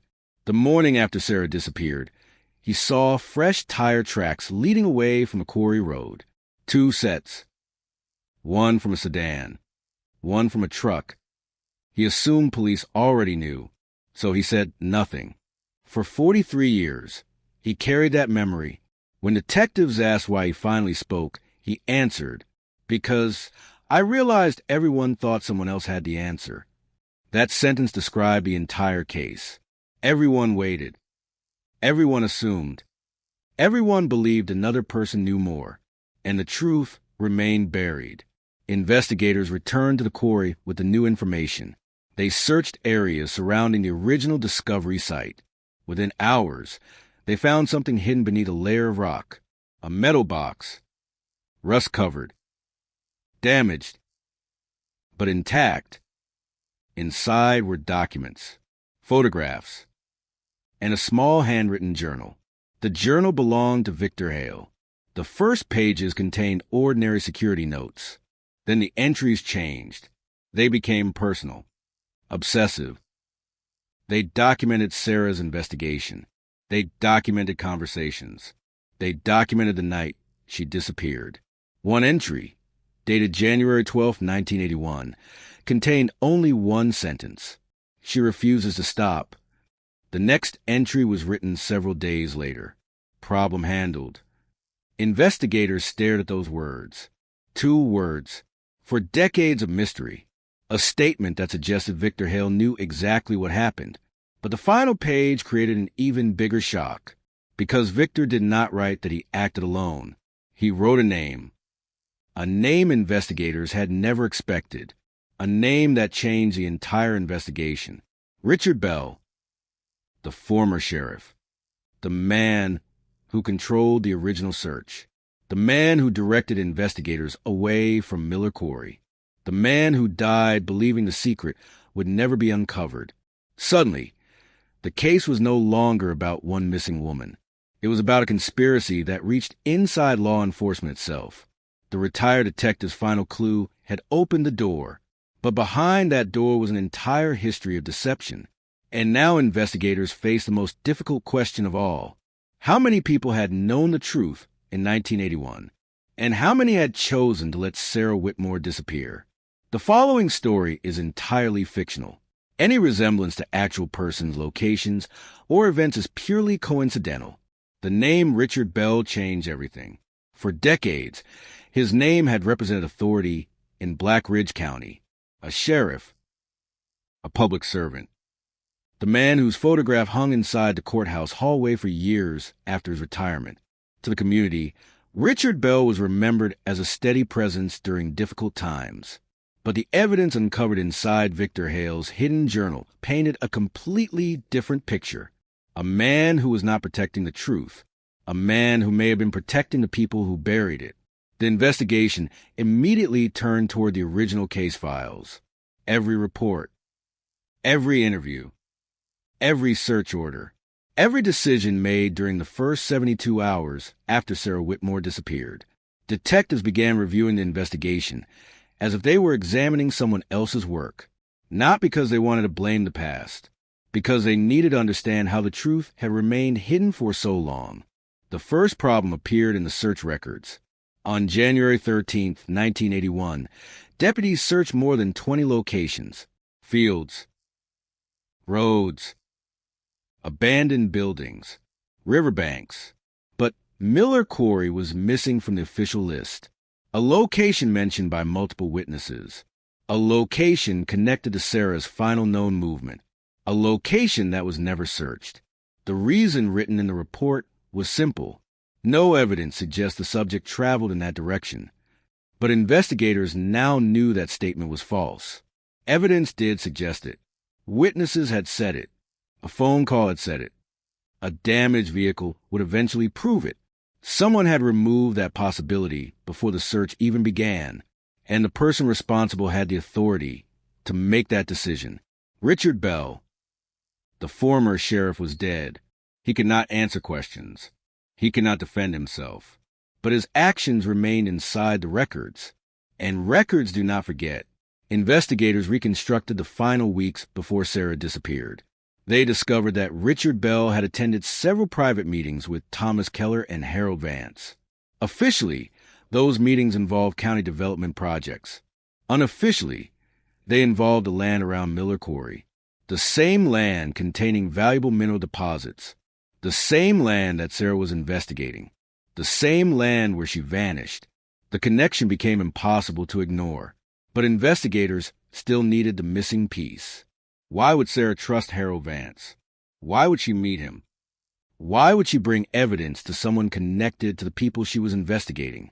The answer came from a letter found among Sarah's personal belongings. A letter she never sent. It was addressed to Harold. In it, Sarah wrote, "I believe you are afraid, but I don't believe you are beyond saving." The sentence revealed something important. Sarah did not see Harold as an enemy. She saw him as someone who knew the truth, someone who could help expose it. But the letter continued. "If you are asking me to stop, I need to know why." That sentence suggested Harold had already warned her. He knew something dangerous was coming, but he never told her everything. The investigators questioned Harold Vance again. This time, the conversation was different. He was no longer hiding behind memory loss, no longer pretending he barely knew Sarah. He admitted more. He admitted that Richard Bell had pressured him to stay silent. He admitted Thomas Keller had threatened to destroy his career. And he admitted Victor Hale was hired because they feared Sarah would not stop. But when investigators asked the most important question, "Did you know Sarah would be killed?" Harold looked away. The silence lasted nearly a minute. Then he answered, "No." Another pause. "But I knew they were going to make sure she never spoke publicly." Those words became the turning point, because they changed the case from an accident or confrontation into something deliberate. Someone had planned to silence Sarah. The remaining evidence was sent to prosecutors. But one major obstacle remained. Victor Hale was gone. Richard Bell was dead. Thomas Keller had died years earlier. The three people believed to be central figures were no longer available to face justice. The investigation seemed trapped between the past and the present, until another discovery surfaced. A DNA profile. Inside the recovered sedan, forensic specialists had found biological material beneath the passenger seat. For decades, it had been impossible to analyze, but new technology allowed scientists to create a partial profile. The results shocked investigators. The DNA did not match Sarah. It did not match Harold. It did not match any known investigator. It belonged to an unknown male, a person who had been inside Sarah's vehicle. A person who was not supposed to be there. The sample was entered into national databases. Days passed, then weeks. No match. But investigators refused to stop. They began examining family connections. And eventually they found something. The DNA was connected to a living person, not directly, through a relative, a man named Caleb Hale, Victor Hale's nephew. Caleb had never been considered part of the investigation. He had been a teenager in 1981. He lived outside Kentucky. He had no criminal history, no connection to the quarry. At least, that was what everyone believed. When detectives interviewed Caleb, he immediately denied knowing anything. But his reaction changed when they mentioned the recovered DNA. He became silent. Then he asked one question. "How much do you know?" Investigators realized they had found something, not a confession. Not yet, but fear. The same fear that had controlled Black Ridge County for decades. Caleb eventually admitted his uncle had told him stories about Sarah Whitmore. Stories he thought were exaggerated. Stories he believed were lies. But one detail bothered him. Before Victor disappeared in 1997, he gave Caleb a small envelope. He told him, "If anyone ever asks about Black Ridge, give them this." Caleb kept the envelope hidden for 26 years. He never opened it. Until now. Inside was a final piece of evidence. A handwritten statement from Victor Hale. Not a confession. A warning. Victor wrote, Everyone thinks the sheriff was a mastermind. They are wrong. He was only protecting someone else. Investigators read the sentence repeatedly because it created a new mystery.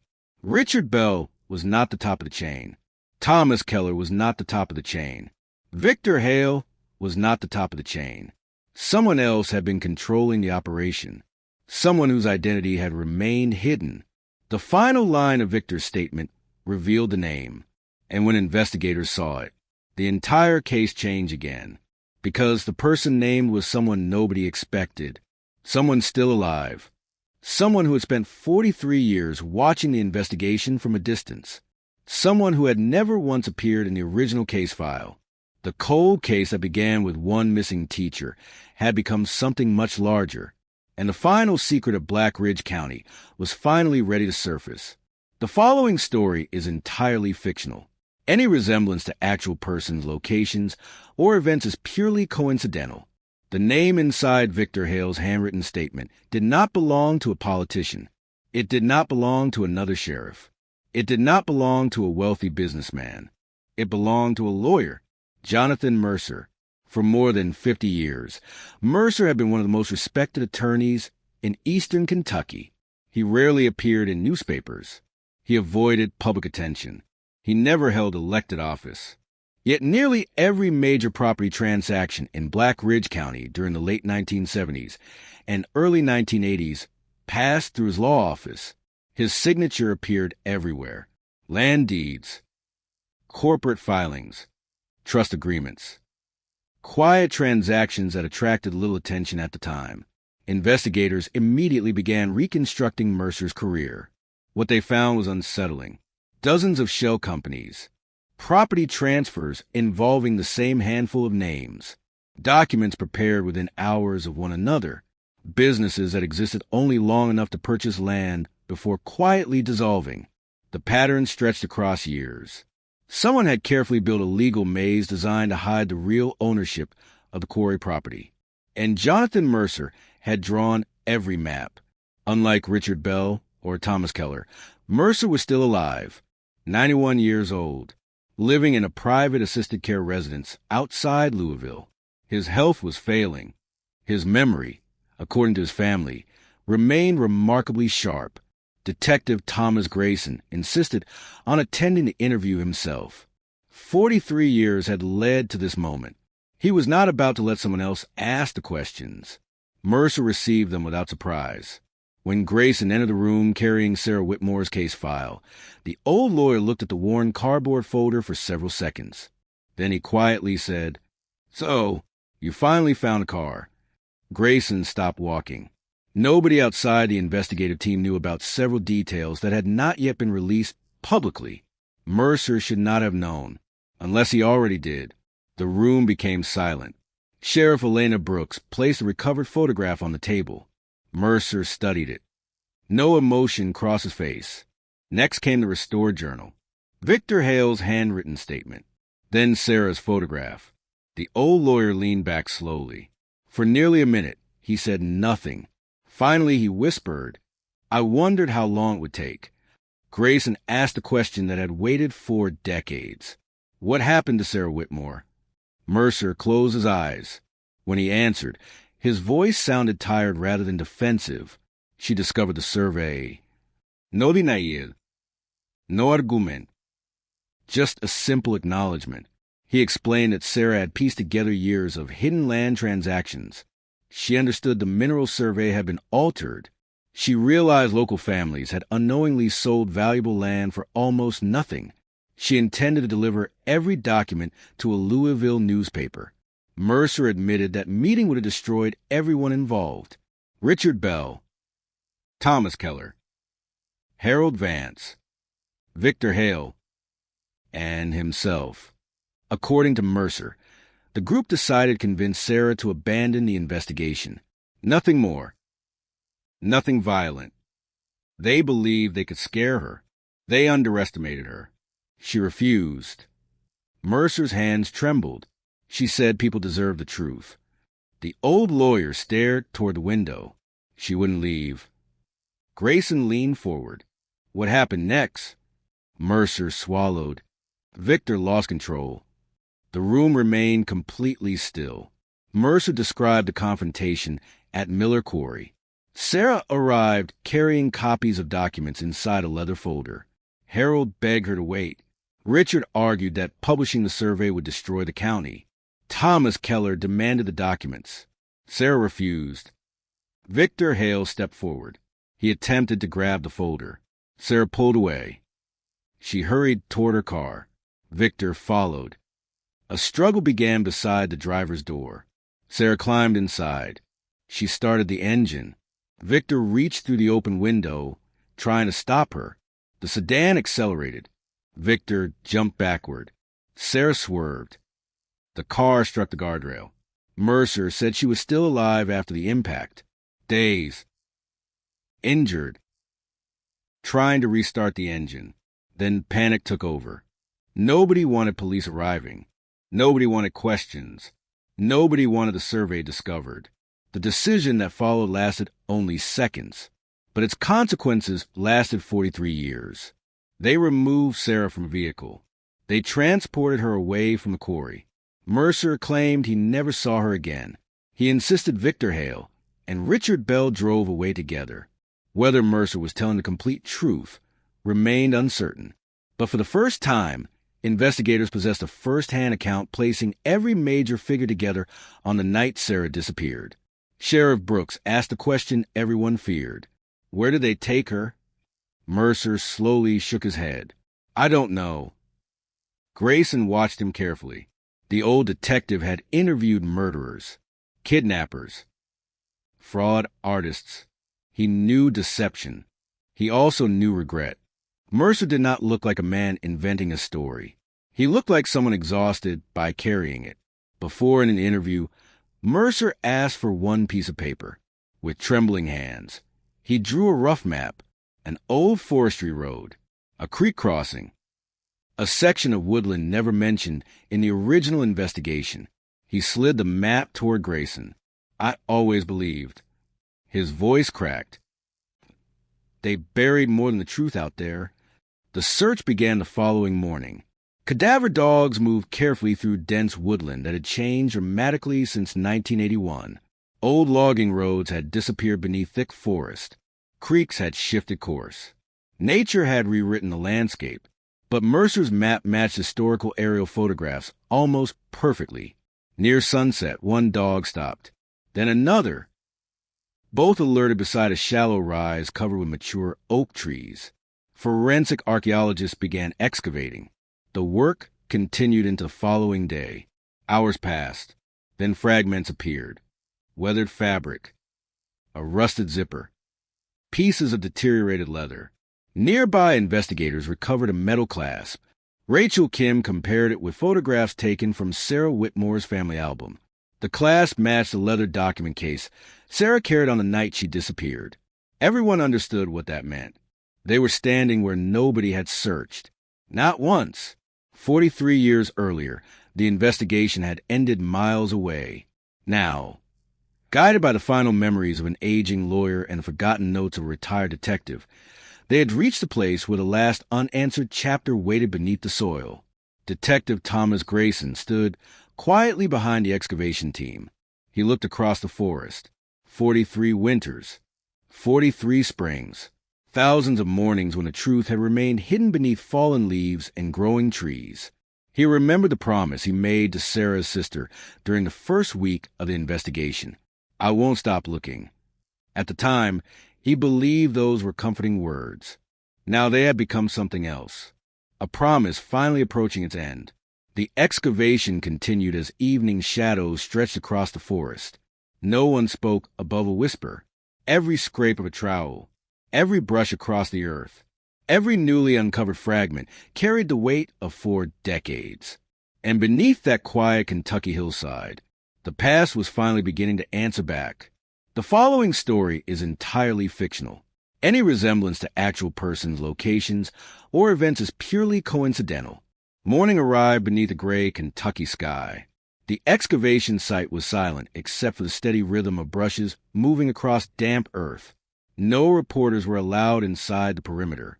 No television cameras. No helicopters. Sheriff Elena Brooks wanted the final chapter of Sarah Whitmore's story to begin with dignity rather than spectacle. Forensic anthropologists worked centimeter by centimeter. Every fragment of soil was screened. Every artifact photographed before it was touched. Just after noon, one investigator raised a gloved hand. The excavation stopped immediately. Partially exposed beneath decades of compacted soil lay a human wristwatch. Its leather band had almost disappeared. The glass face was cracked, but the hands remained frozen. 7:31. Detective Thomas Grayson recognized it instantly.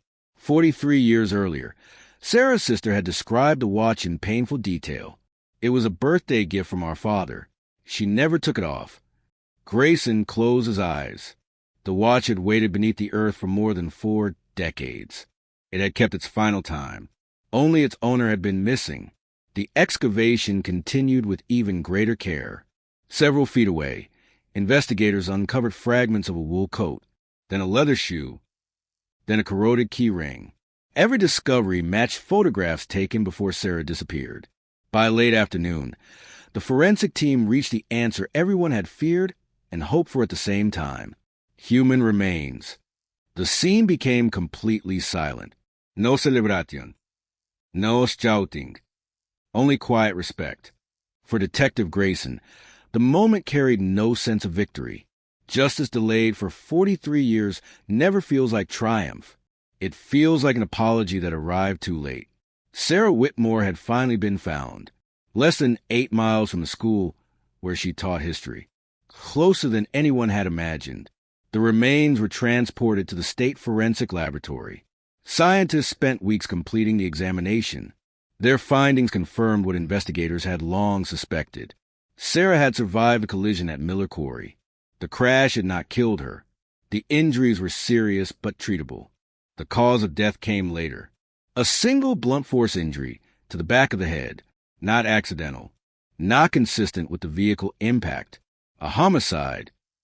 The official manner of death finally changed after 43 years. Missing person. Cold case. Homicide solved. The words appeared together on the new investigative report. For many people inside Black Ridge County, seeing those words felt almost impossible. Generations had grown up believing the mystery would never end. Now it finally had. But one question remained unanswered. Who struck the fatal blow? Jonathan Mercer insisted it was Victor Hale. Harold Vance claimed he ran before the violence happened. Victor Hale had disappeared decades earlier. Richard Bell and Thomas Keller were dead. There was no living eyewitness willing to identify the killer until another forgotten piece of evidence surfaced.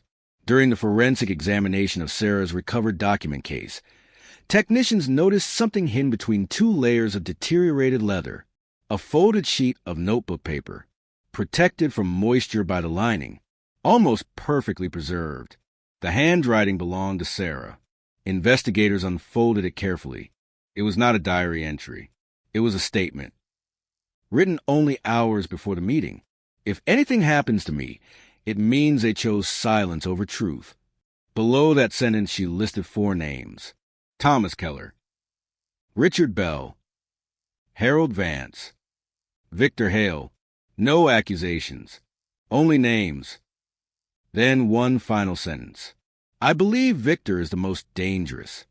The room remained silent. Sarah had identified the threat before she disappeared. She understood exactly who frightened her. The document became the strongest evidence yet connecting Victor Hale to the homicide. Prosecutors announced their conclusion weeks later. Although Victor Hale had died years earlier, investigators officially identified him as the person believed to have delivered the fatal attack. Richard Bell, Thomas Keller, Jonathan Mercer, and Harold Vance were identified as participants in a conspiracy to conceal the crime and obstruct the investigation. No courtroom would ever hear the case. Too much time had passed. Too many people were gone. But history would finally record what happened. For Sarah's family, that mattered. The county courthouse held a public meeting on the anniversary of Sarah's disappearance. Hundreds of residents filled the room. Some remembered searching frozen fields in 1981. Others knew the case only through faded newspaper articles. Sheriff Brooks addressed the crowd quietly. For 43 years, this community asked where Sarah Whitmore was. She paused. Today we can finally answer that question. She did not describe the evidence. She did not describe the violence. Instead, she spoke about courage, about persistence, about the responsibility to keep asking difficult questions. Detective Thomas Grayson remained in the back of the room. He never approached the podium. He never accepted applause. When reporters asked whether he finally felt peace, he answered with the same honesty that had guided him throughout the investigation. No. The reporter looked surprised. Grayson continued. Peace would have meant bringing Sarah home in 1981. He looked towards Sarah's sister, sitting in the front row. What I feel is gratitude. Gratitude that she isn't waiting anymore. Months later, Black Ridge County quietly removed Richard Bell's portrait from the courthouse hallway. No ceremony. No announcement. Just an empty space on the wall. A reminder that reputation can survive for decades. But truth survives even longer. The abandoned Miller Quarry was permanently closed. A small memorial was placed near the entrance. No dramatic inscription, only a simple plaque. It read, in memory of Sarah Whitmore, whose search for truth outlived those who tried to bury it. Every January, fresh flowers appeared beneath the plaque. Nobody knew who left the first bouquet. Soon others followed. Teachers, former students, deputies, families whose own missing loved ones had never come home. The memorial became more than Sarah's. It became a place for every unanswered question, every forgotten investigation, every cold case still waiting. Detective Grayson visited only once. He stood alone beside the memorial as snow began falling across the quiet quarry road. 43 years earlier, he had arrived there believing the truth had disappeared. Now, he understood something very different. Truth does not disappear. People hide it. Time buries it. Fear protects it. But eventually, someone keeps asking questions long enough. Someone refuses to close a notebook. Someone notices the witness everyone ignored. Someone looks at an old map one more time. And sometimes, that is enough to bring an entire lifetime of silence to an end. The following story is entirely fictional. Any resemblance to actual persons, locations, or events is purely coincidental. The courthouse emptied long before sunset. Television crews packed away their cameras. Reporters filed their final stories. The microphones disappeared. The headlines were written. For the rest of the country, the Sarah Whitmore investigation had become another remarkable cold case finally brought to an end. For Black Ridge County, the ending felt very different, because the people who lived there knew something outsiders never could. A solved case does not erase 43 years. It simply gives those years a name. Detective Thomas Grayson returned to his garage that evening carrying the same cardboard box that had changed everything. The notebooks were still inside. The faded maps. The photographs. The witness interviews. He placed them on the workbench one last time. For years, those pages represented failure. Now, they represented something else. Persistence. He slowly removed the first notebook he had written in during January of 1981. Its cover had almost separated from the binding. The corners were worn smooth. He opened to the very first page. Across the top, written in younger handwriting, were 4 words.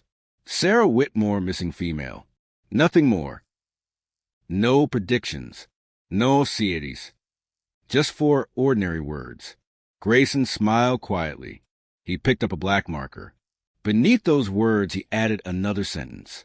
She came home. He closed the notebook, never to open it again. Across town, Sarah's sister Emily stood inside the old family house. Most of the furniture had remained untouched for decades. The hallway photographs, the grandfather clock, the wooden staircase that creaked in exactly the same places it had in 1981. On the dining room table rested a cardboard box returned by investigators. Inside were Sarah's personal belongings, her wristwatch, her reading glasses, a silver bracelet, a ring. The small leather wallet recovered from the abandoned sedan. Emily lifted the watch carefully into her hands. The hands were still frozen at 7:31. She remembered giving that watch to Sarah after saving money from her first summer job. Back then, it had seemed like such an ordinary gift. Now it had become the last object to accompany her sister through 43 missing years. Emily did not cry.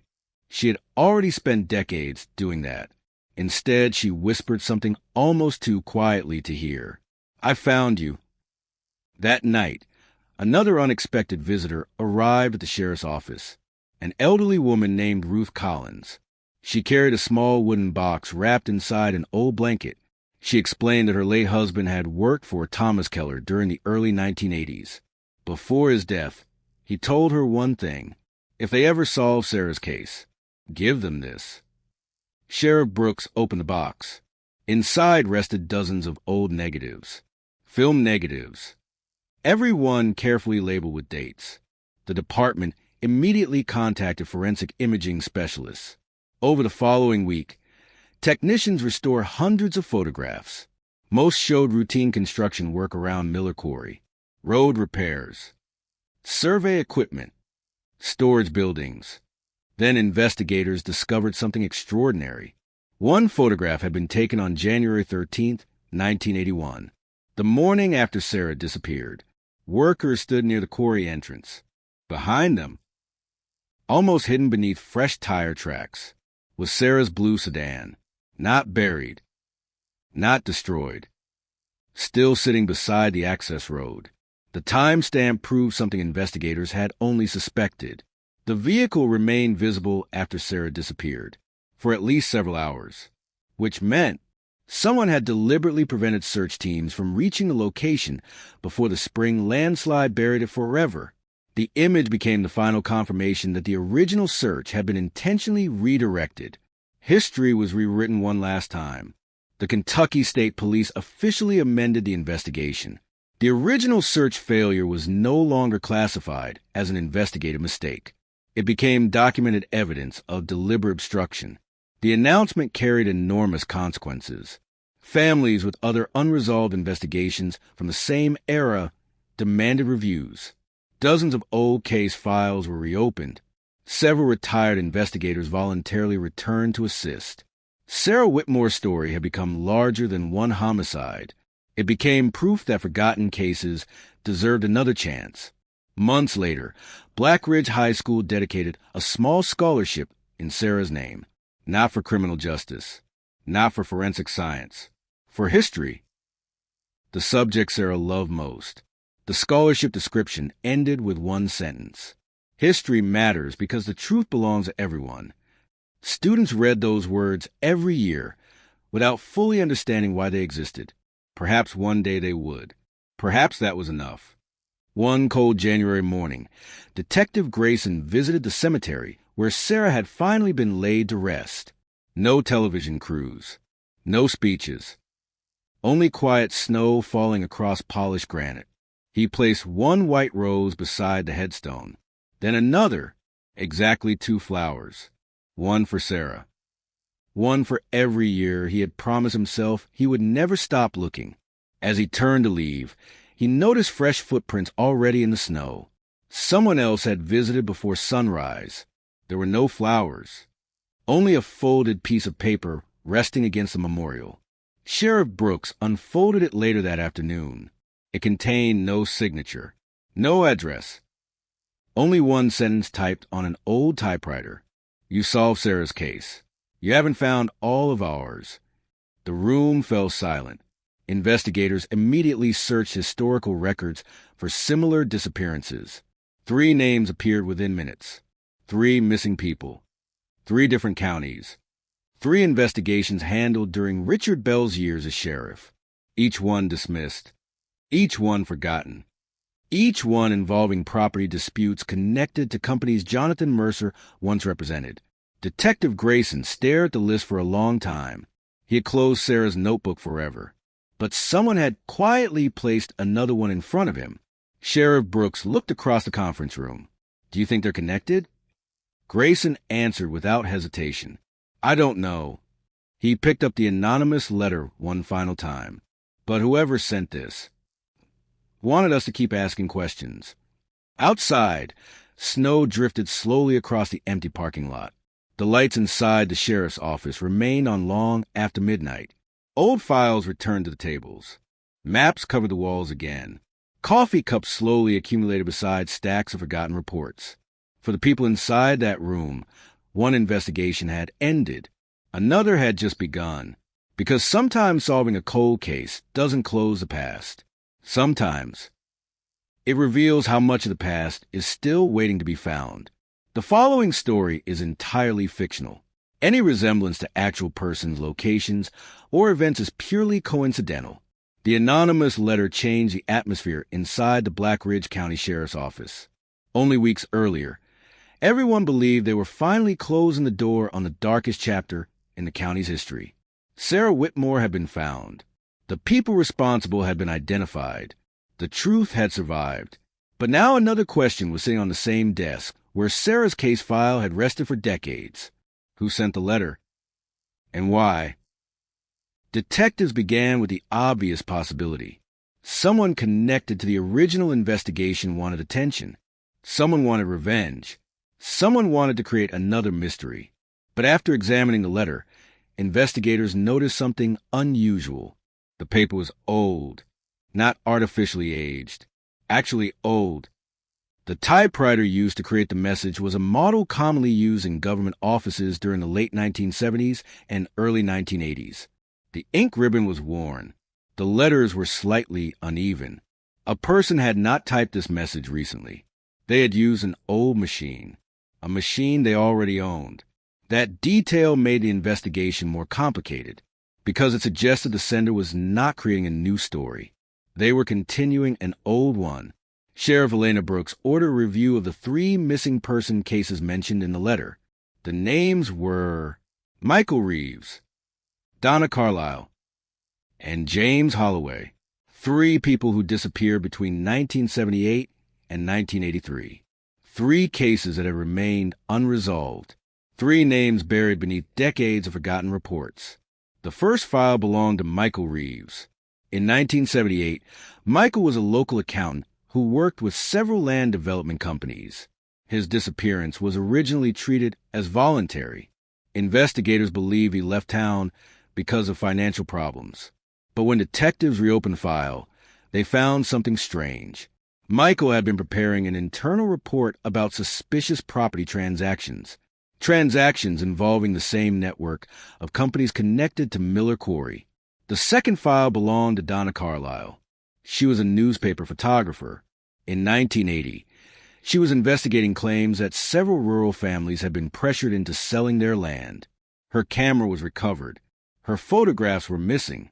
The third file belonged to James Holloway, a surveyor, a man who worked with geological reports, a man who disappeared shortly after requesting access to Archive County records. The connections were impossible to ignore. Land, documents, missing evidence, silence witnesses. The Sarah Whitmore case had not been an isolated tragedy. It had been one piece of something larger. Detective Grayson returned to the original evidence room, the same room where he had spent countless nights during the investigation. The shelves had changed. The computers were newer, but the old files remained. He requested every document connected to property disputes between 1975 and 1985. Within hours, investigators found a pattern. The same names appeared repeatedly. Jonathan Mercer, Thomas Keller, Richard Bell, Victor Hale. But now there was another name, a name hidden beneath layers of paperwork, a name that appeared on only a few documents. Evelyn Cross. In 1981, Evelyn Cross was a county records assistant.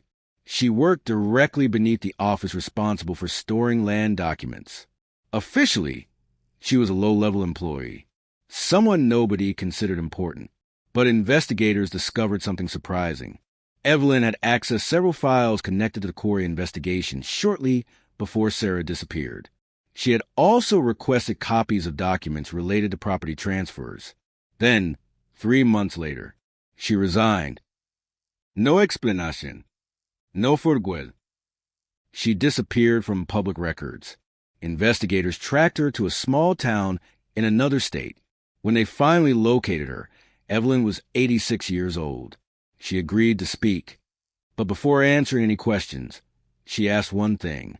Did you find Sarah? When Sheriff Brooks said yes, Evelyn closed her eyes. A tear rolled down her face. I always wondered if she would ever be found. That sentence shocked investigators, because Evelyn had never publicly claimed to know anything. Yet she spoke as if she had been waiting. The interview lasted nearly 4 hours.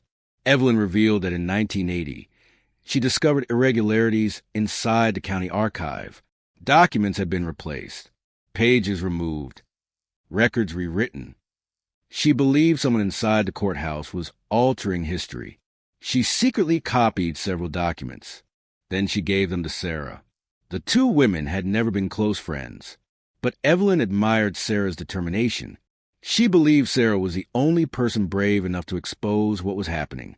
But Evelyn also revealed something investigators had never heard before. Sarah was not supposed to meet Harold Vance at Miller Quarry that night.